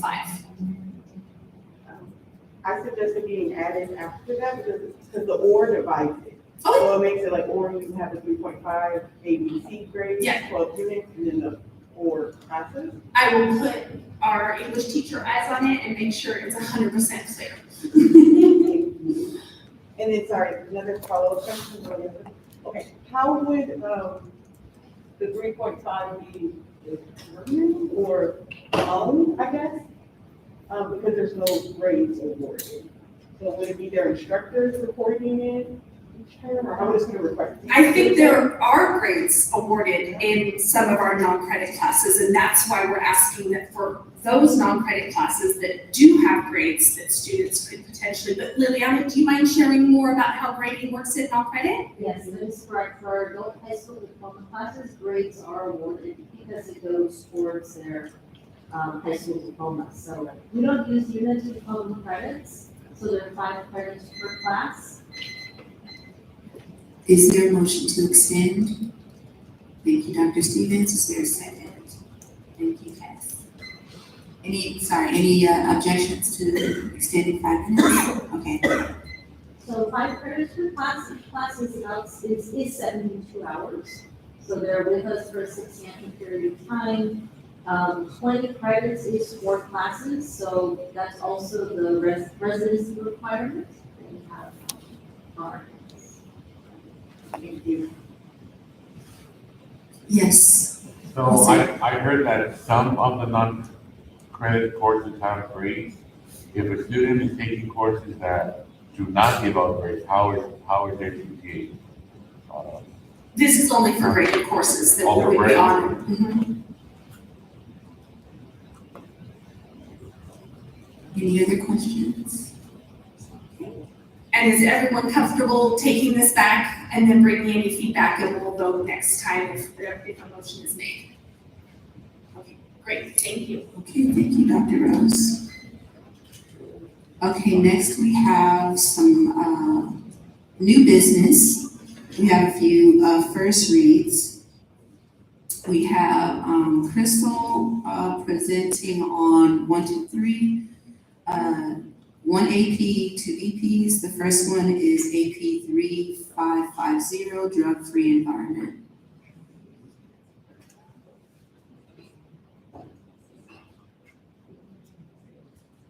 And while she's setting that up, we did send out Tracy's statement. You should have received it in your email. So you can, yes. Before we move on, can I ask one question about the previous AP? Yeah, sure. Okay, I'm sorry. I understand the concept of progress, but why do we have to wait for the part-time dean's honors to have 12 units completed before we give them part-time dean's honors? We don't. I propose we don't have that opportunity. How awesome if it's your first semester and you complete 6 units, you get part-time dean's honors. Because if the argument is progress made, well, what if you're one student that's your only for 12 units anyway, and then you get it and you're not coming back? So I propose that's a move. If there's no disagreement. There's a little tiny discussion, but go ahead, Jose. Are we assuming that the scholarship amount will be different? It's literally just a designation on their transcript. It's not scholarship. It's just a designation on their transcript. I had a question for you about that. The only thing is residency is what? Do we need residency? I don't know, I'm asking you. Do we need residency for dean's honors? I'll double check with A&R. Because I'm for it too, if we could do less, but my only thing with everything else we do on campus, they're always residency, so if we can do it without it, I'm for it. Okay. Okay, yeah. Okay. I just want to have one last thing. Okay. Thank you. I'll give all of you. On it, it says a qualifying semester, but what about our students who excel in our intersection? Would they be eligible for it as well? I don't think we give dean's honors in intersessions, but I will find out. Thank you. Yeah, definitely need a 3rd read. Thanks. Okay, thank you. All right, you have the floor. Thank you.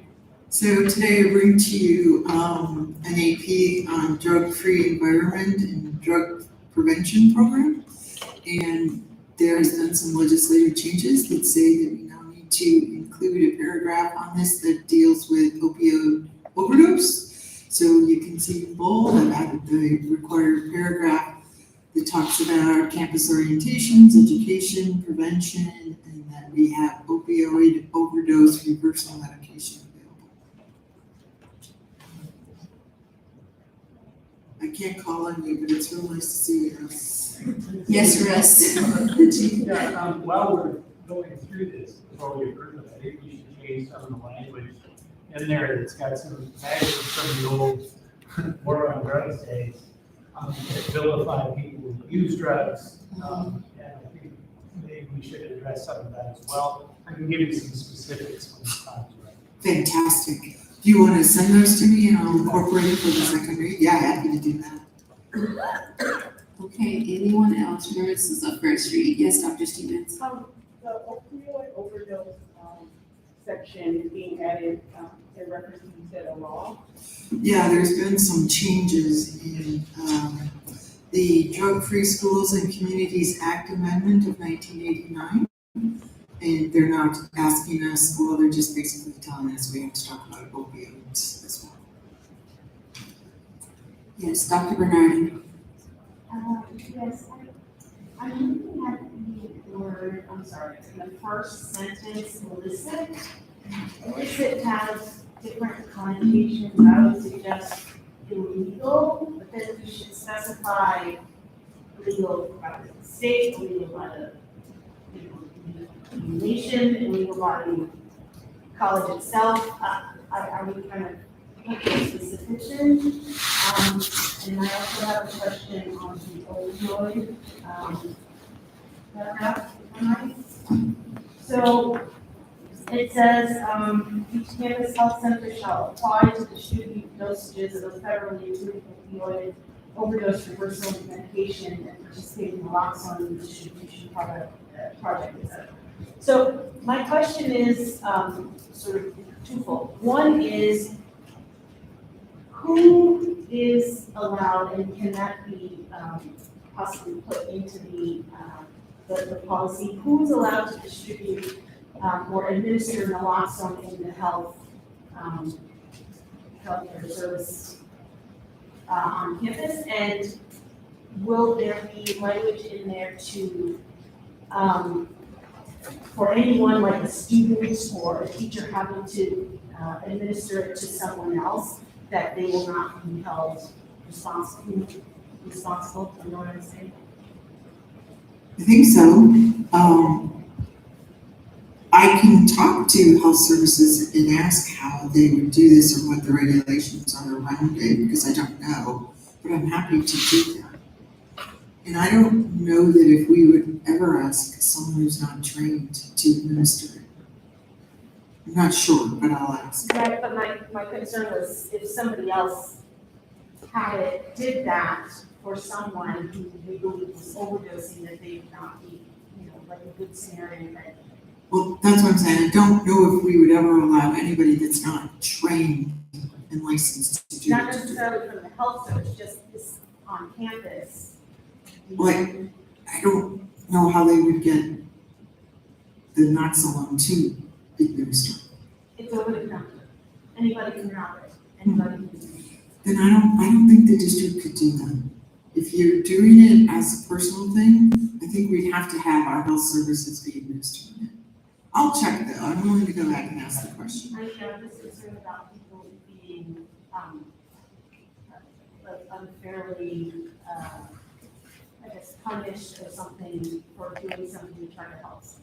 Yeah, and I totally respect that, but I'd also say that to a certain extent, I would want somebody who's trained in actually recognizing and understanding that they are dealing with a drug overdose and not something else before they actually administer it. So that's why I would want someone in our health services or a healthcare professional to be involved in the process. But I'll check and see what the thought is. Okay, thank you, Lauren. I guess it's just a point of information. I did the training that we had when they actually distributed the naloxone to people who did it flex day. All right, the timer went off. I want to hear what you have to say. Thank you, Rebecca. Are you motion? Okay, for 5 minutes. Any second? Oh, thank you. Jeff Hubb is seconding. Second motion. Thank you. Any objections? All right, thanks. As I recall from the training, you're, I think legally you're okay anyway, at least if I recall from just, yeah. And I think naloxone, I mean, at least the way the training was made it seem, that very little harm can come from using it. But anyway, that was my understanding, is that just if you were to use it as a person out in the world, you probably would not be able to be held legally responsible. Not on authority, just saying, I think that's outside of PCC's jurisdiction, I guess. Appreciate it, thank you. Okay, any other comments? All right. Oh, yes, Dr. Stevens. So in this document, it excuse me, is this document just directed to students only and applies to student situations? This is an administrative procedure submittal. Okay, the only reason why I'm asking is because on the fourth line where it starts off notification to students at all campuses, it doesn't say, but what if an employee or a guest is exposed to, you know what I mean? At a campus event or something of that nature, would they not be able to get the same support? I'm sure they could. Okay. We would do that. Dr. Stevens. Dr. Stevens, are you asking to change the language or? Yes, I'm not saying it's inclusive, but it just include staff. Yeah, do you want me to just say dedication to students and employees? Yes. Okay. Okay, any other questions? Suggestions? Okey-dokey. Next, we're looking at BP 4260, prerequisite and co-requisites.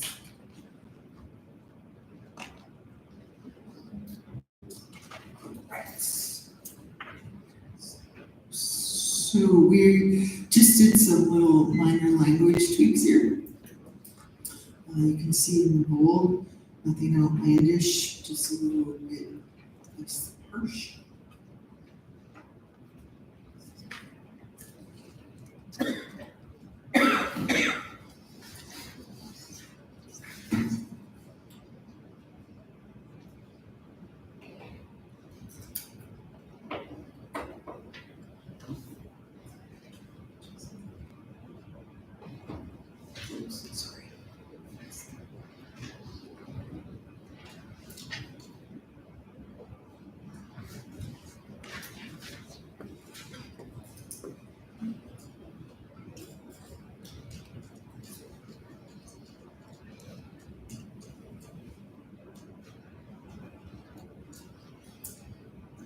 Are there any questions or discussion regarding BP 4260?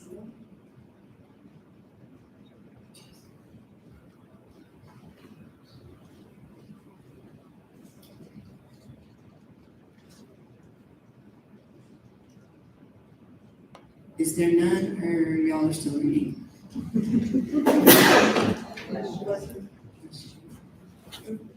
Okay, awesome. Remember, this is the first read. It'll come out. Bless you. So if you need to examine it further, feel free. This is just the first reading. Okay, so on to BP 5035, withholding of student records. Yes, so a couple changes. There's the Educational Debt Collection Act no longer exists, so that got crossed out.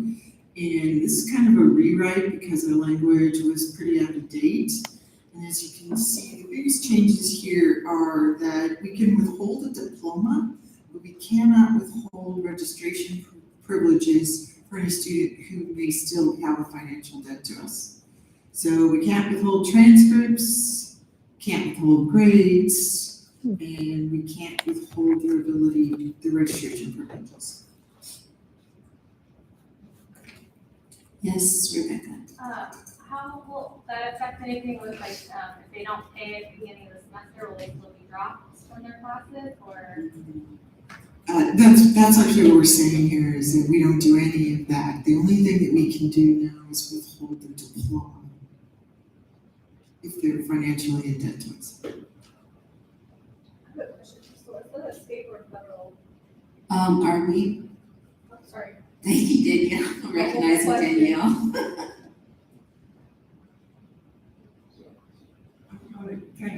Oh, good. This is state. Any other questions or discussion? Again, this is another first read. Yes. I just have a quick question. So for the not withholding registration privileges, that's if there's an issue with a loan. But if they have a balance due that's not related to a loan, we can withhold registration. Because right now, a lot of students cannot register for winter because they have a pass-through balance. So I just want to confirm, if it's not loan related, are withholding registration? I believe we can. Okay, yeah. So this is just loan. Yeah, it's one. Yes, Dr. Lynn. Lots of similar, go back to that.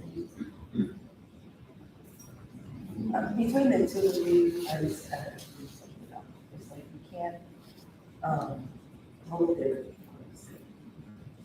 transcripts, their grades, and their registration, get their debt, and then it changed to. So get their debt. if you look at the third new paragraph, the third point, it's saying as a consequence of defaulting on a loan or loans. Okay. So we cannot withhold registration due to the loan.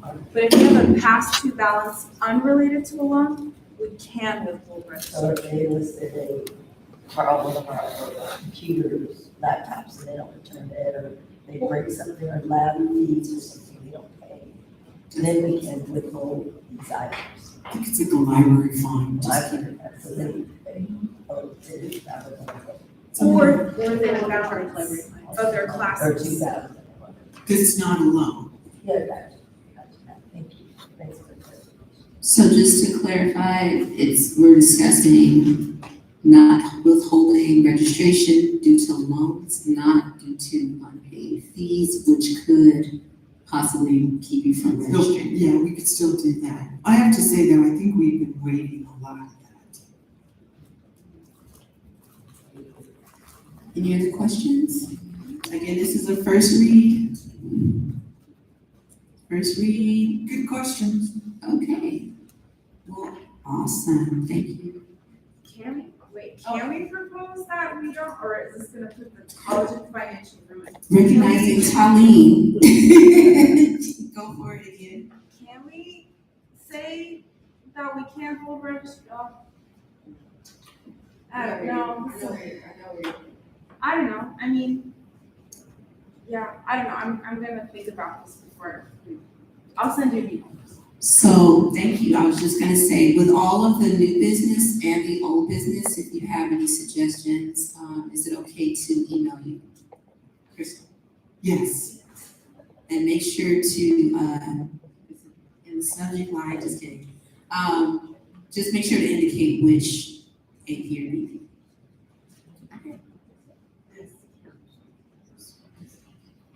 Okay. Is there anything else before we conclude, Crystal? All right. Thank you very much.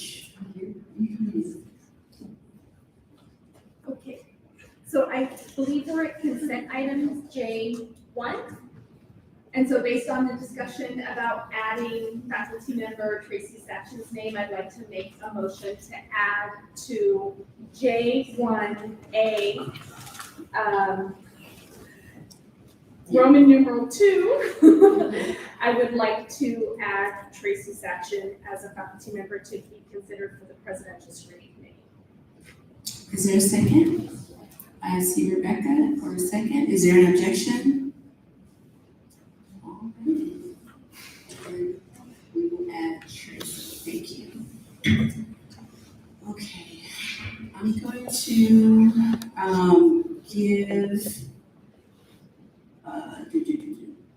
we're going to go into the voting for the kinesiology and presidential screening committee. I'm going to hand the gavel to Dr. Rose so I can go with the computer.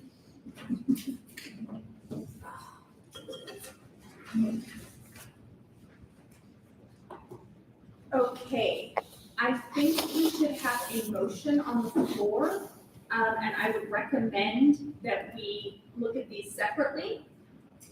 We will be voting, but we also can have time for discussion. So is there a motion to hold the election process that will then appoint faculty to the kinesiology dean committee?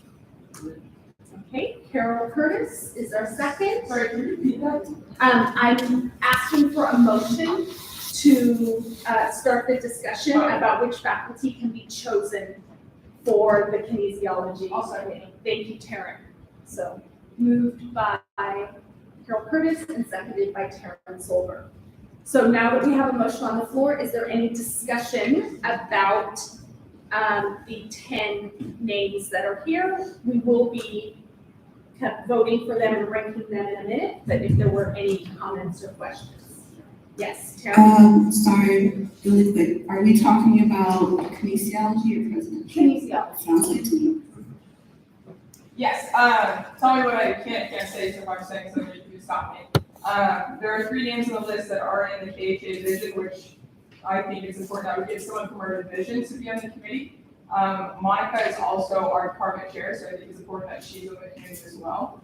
As KHA, I've gotten votes from our division about who they want on the committee. I'm not sure if I'm allowed to share that with you guys, but I do have who our division wants on our committee to hire our dean. This is a very important process for us because we do need a dean who's aware of both athletics as well as instruction, so it's always kind of a tricky manner there. So just wanted to bring that to the forefront. I do not believe there's anything preventing you from sharing that information as a senator representing your division. Awesome, I will share that right now. Right now we have, majority of the votes are for Monica and Patrick. And then we have 2 votes for Terry as well.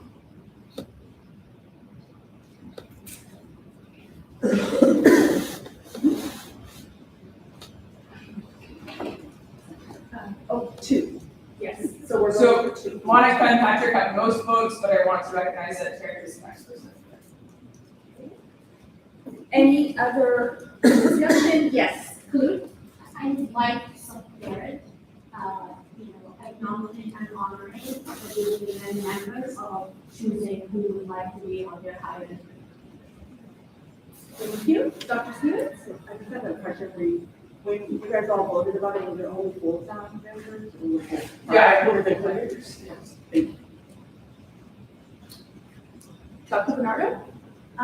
Just for people who don't necessarily know or it's not apparent to see it, can you just verify which of these 10 names are actually in KHA? Yes. Also, it's going to be listed on the screen when we do the vote as well. Okay, we can wait for that if that's helpful, or did you want to? You can go for it. It's discussion. Ryan Frazier, Bill Morris, Monica Marshall, Patrick McGee, Mike Terrell, Innocent, and Terry Stockard. Innocent. I can never pronounce his last name.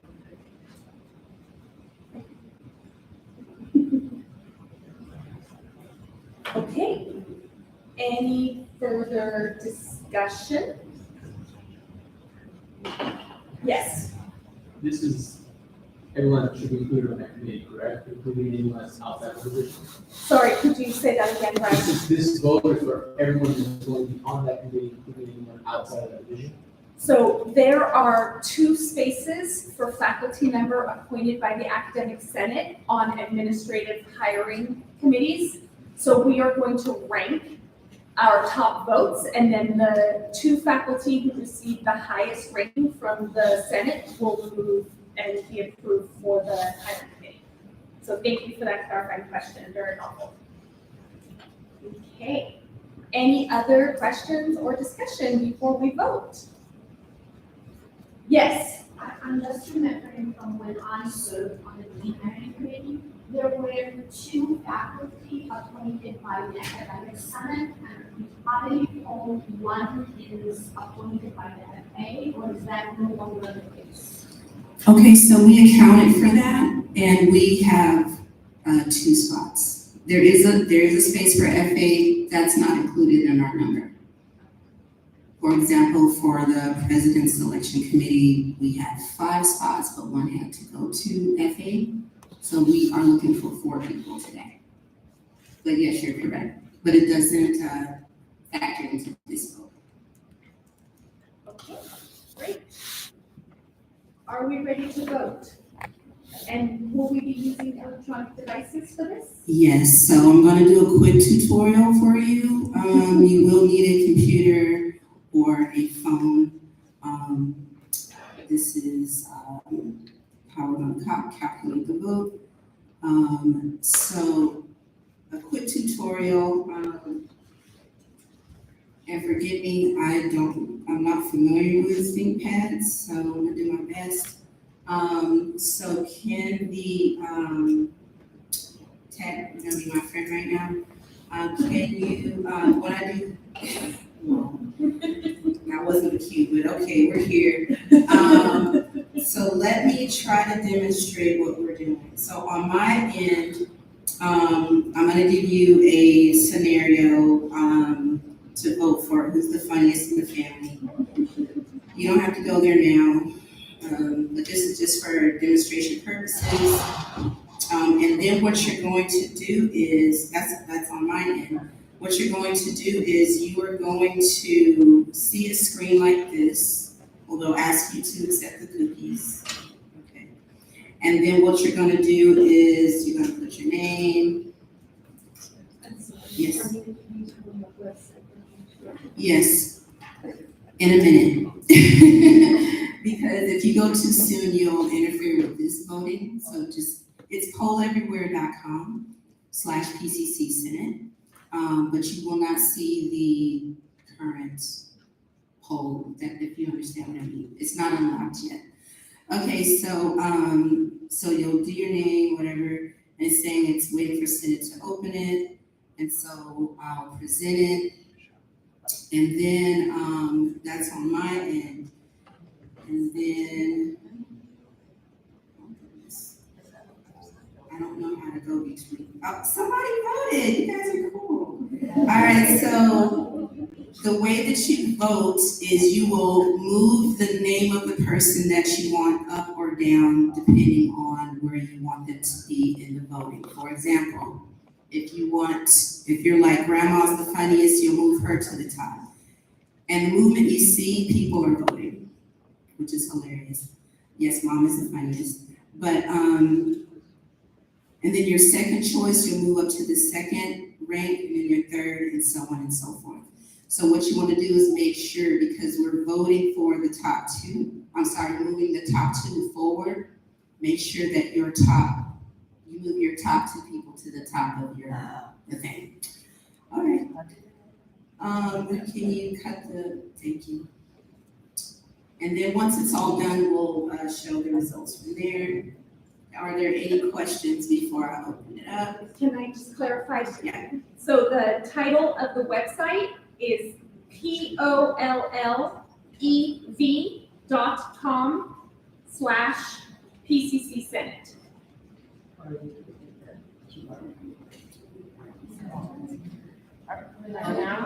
Oh, no. Okay. Okay, class. Just hold tight. Right now, I have to lock the poll I was just in, right? And I'm about to put up the poll for kinesiology and unlock it, and then you'll see all the mysteries will be solved. Just hold on one second. All right. Kinesiology.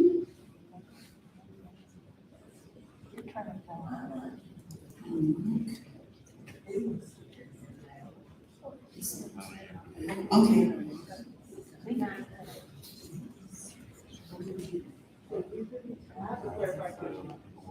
Yes, is it Armia? Like, you know, first thing it asks you. Yeah, put in your name. It's just like regular voting. You would, yeah. We don't have a complete list. Yeah, kind of have Who's missing? We only have 8 people left. Terry's not in that. Terry's not in there. They've already been chosen. Very good. Oh, they're already chosen? I don't know. No, they're not already chosen. Okay, let me regroup. Hold on, let me see what's happening. Give me 1 second. Okay, can you? Thank you. Very nice. So we're fine, voting has not started yet, so we can still make these changes. It will not affect anything once we vote. So we'll just give Armia a minute to add those names. Yes. Guys. Okay, so who's missing? Innocent and Terry. Terry's missing.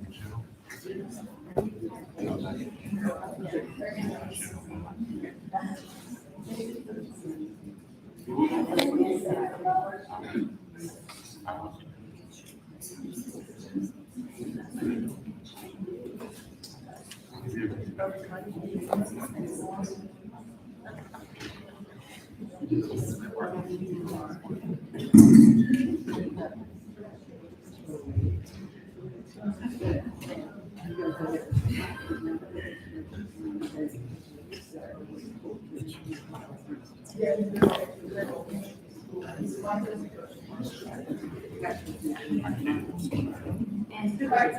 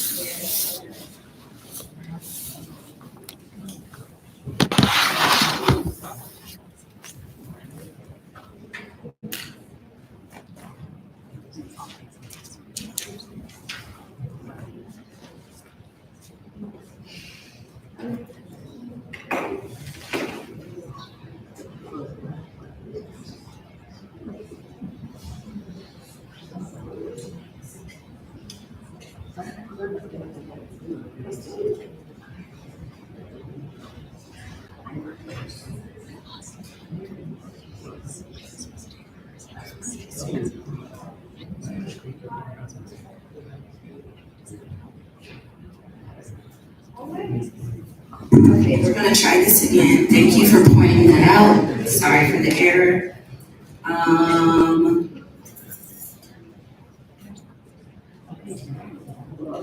Wait a minute. It's still not showing. Hold on.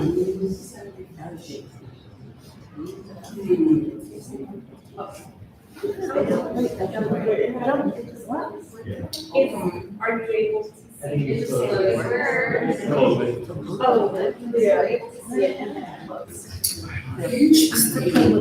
Okay, let's try this one more time. Hold on.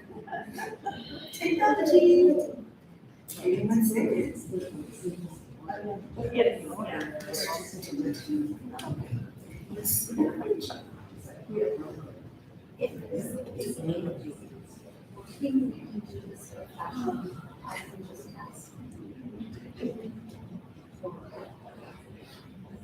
Okay,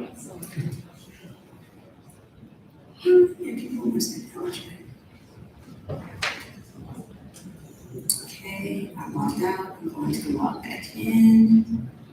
And it might be funky, there's a lot of things open on this computer, so please bear with us.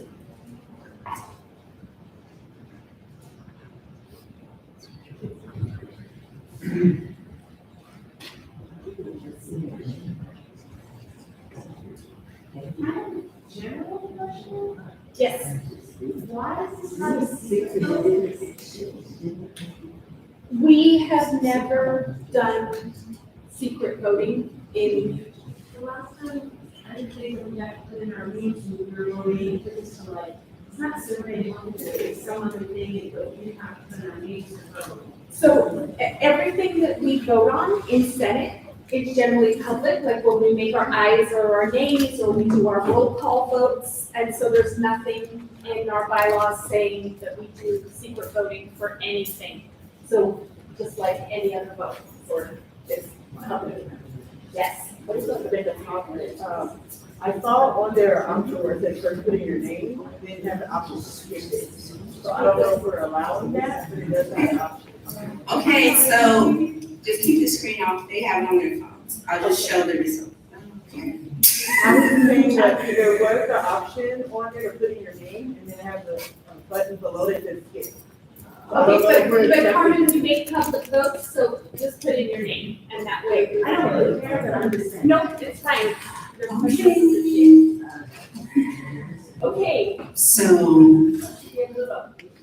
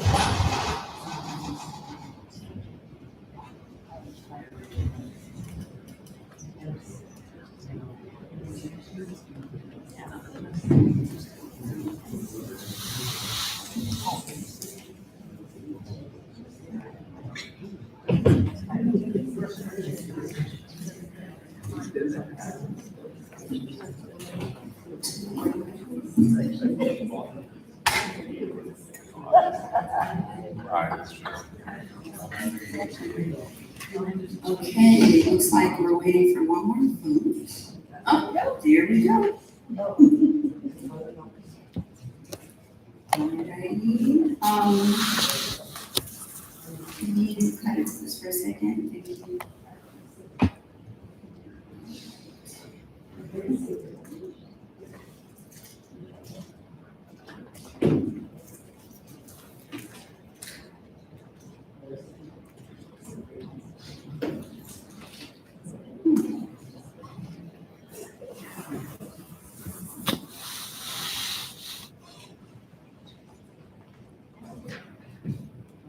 Okay, can you show the screen now?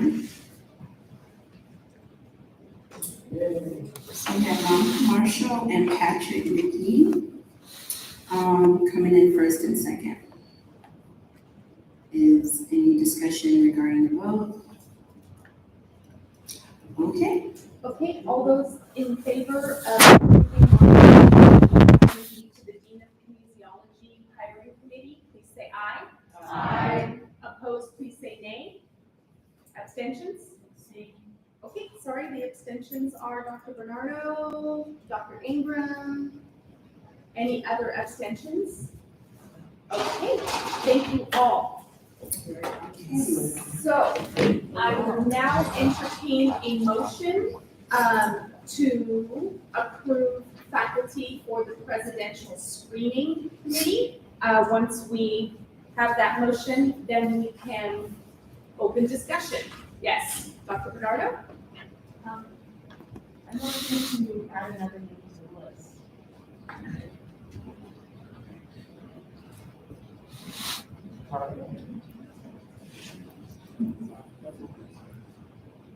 Okay.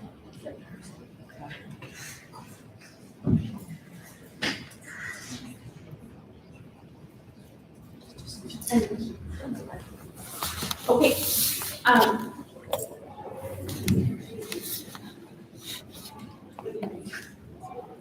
yes.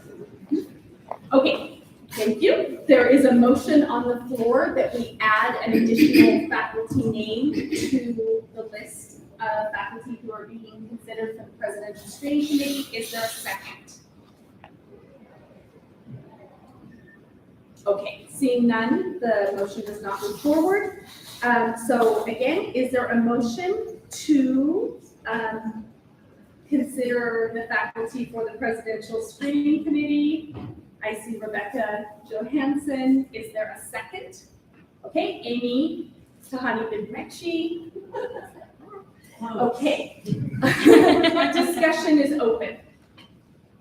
Yes, right. Quick question, should we, fix any typos on the agenda meeting itself?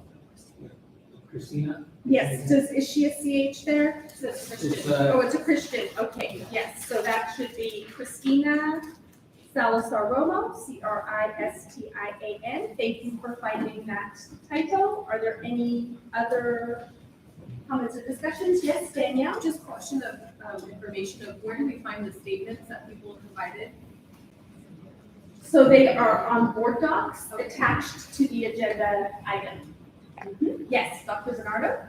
I think we should keep at least one actual faculty member's name on the list to be considered. So that would be my. Thank you. Any further discussion?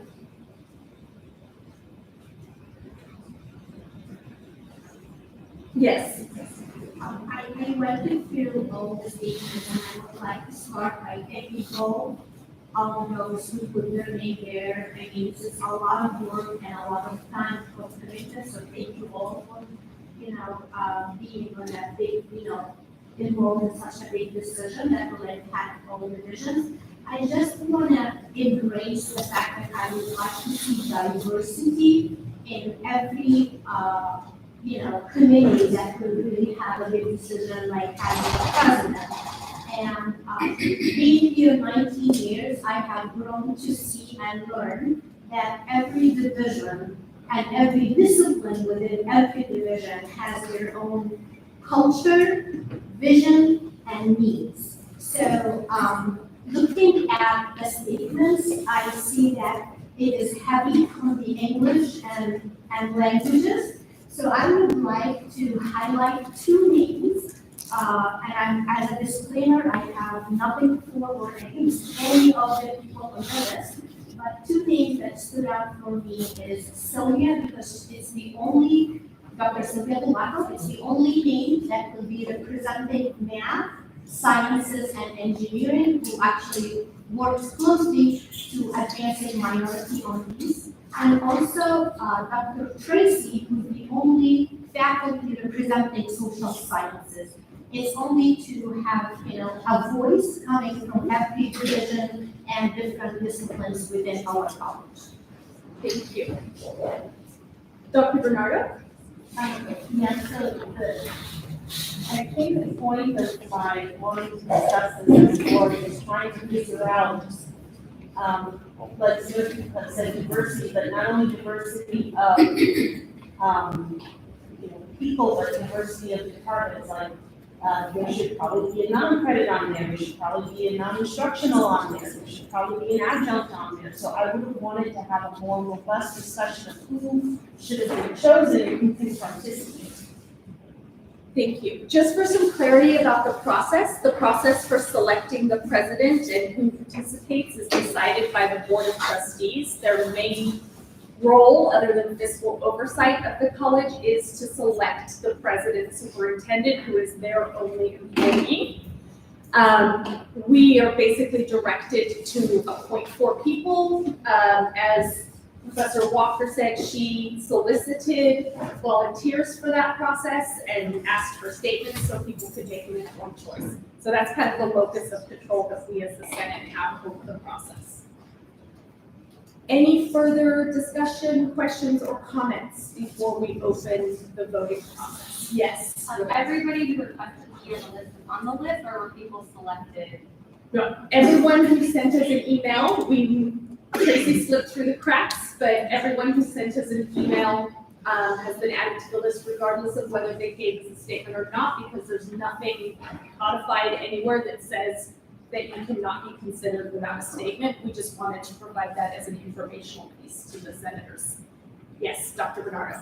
Did the board specifically ask me to exclude adjunct faculty?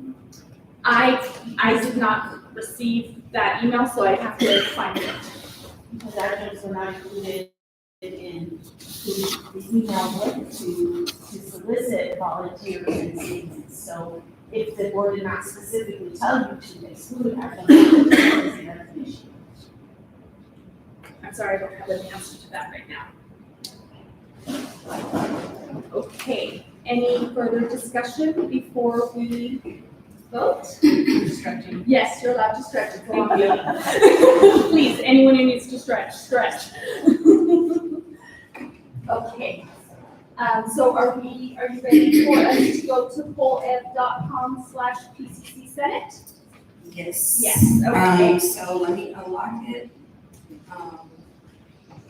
Sorry, Dr. Bernard, I was trying to find that for you, so give me a little time. Alrighty, so. Let me unlock.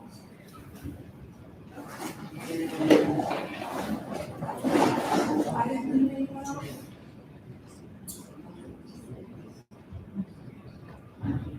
Some of the people are. We're moving. I'm missing 3. I'm missing a bunch. Okay.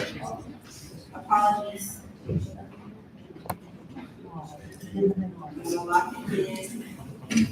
Oh, I know.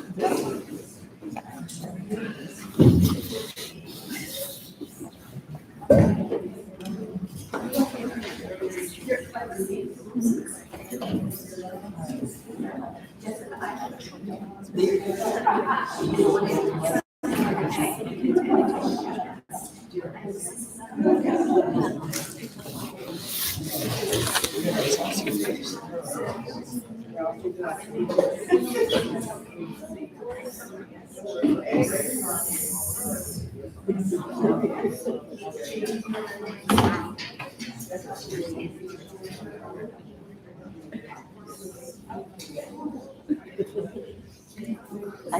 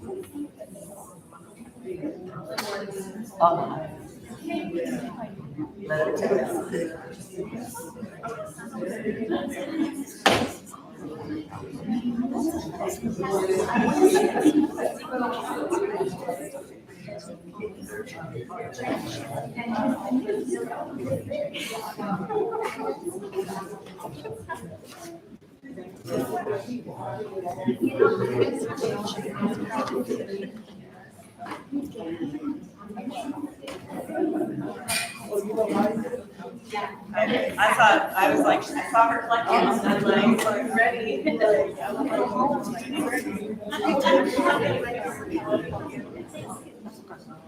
Yes.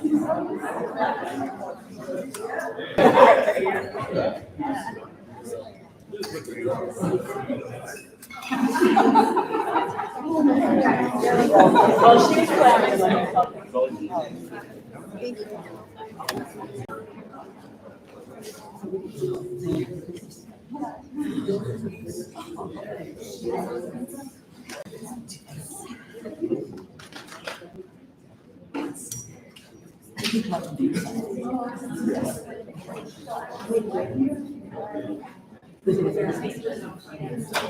Okay, since I made changes, I'm gonna go out and go back in and everything should be fine.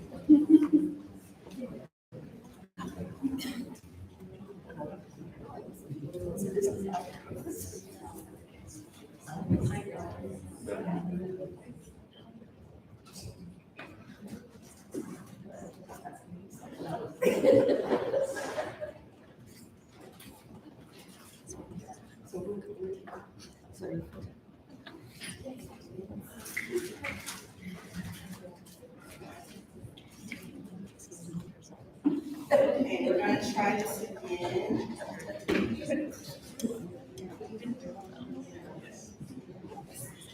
Okay, we're starting again.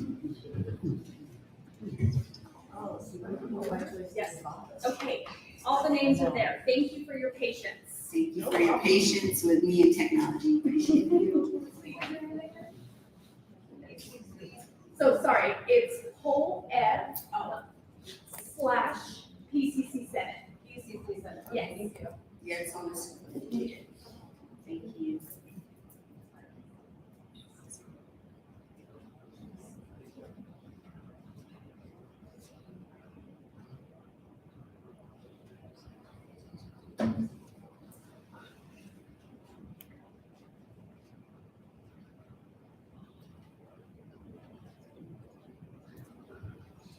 And reminder that we're voting for the top 4.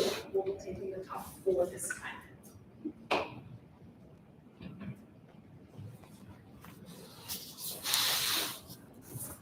Yeah.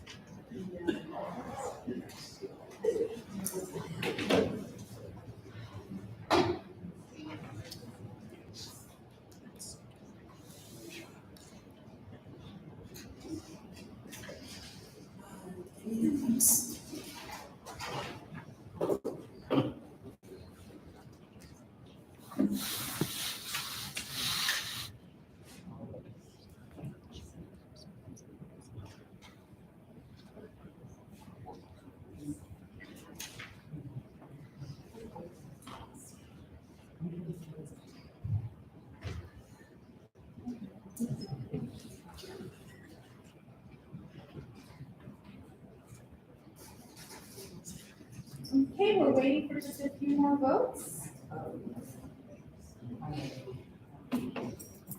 Got this, we believe in you. We're almost there. Some people didn't submit a statement, right? Yes. Correct.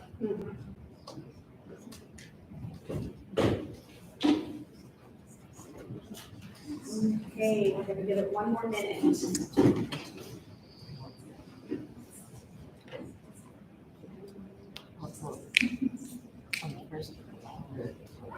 Yeah, walk past it, it's right there, you come down the stairs. I usually like candies.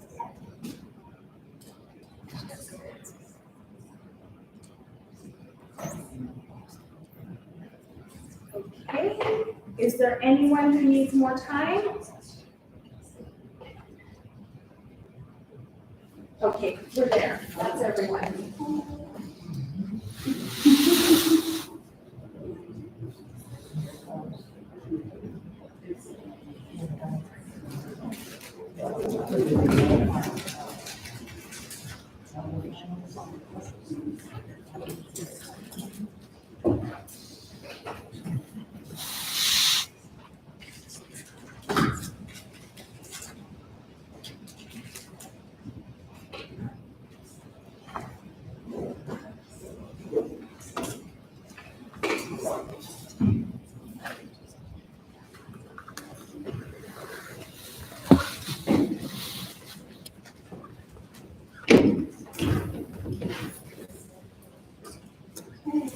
Is everyone happy with their votes? Okay. So if you can just cut it just for class switchover. Thank you. Was that for the vote? Oh, okay, because I got it, okay. The baby, I was like, oh.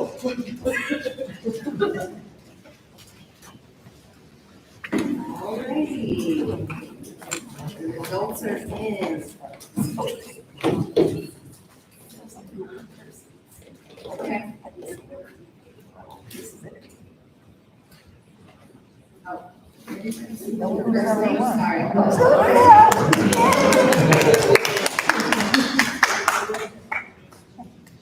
Okay, so the top four are Sylvia Cloud, Tracy Saxon, Gena Lopez, and Sheila Rose.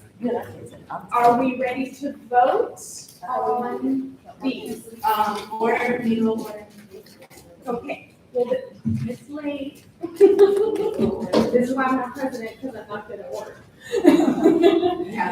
Yes, okay, so yes, can we have a motion to approve Sylvia Cloud, Tracy Saxon, Gena Lopez, and Sheila Rose? I saw Danielle Recluse hand first, Michelle Ingram, Dr. Michelle Ingram second. And all those in favor, please say aye. Aye. Any nays? Okay, and any abstentions?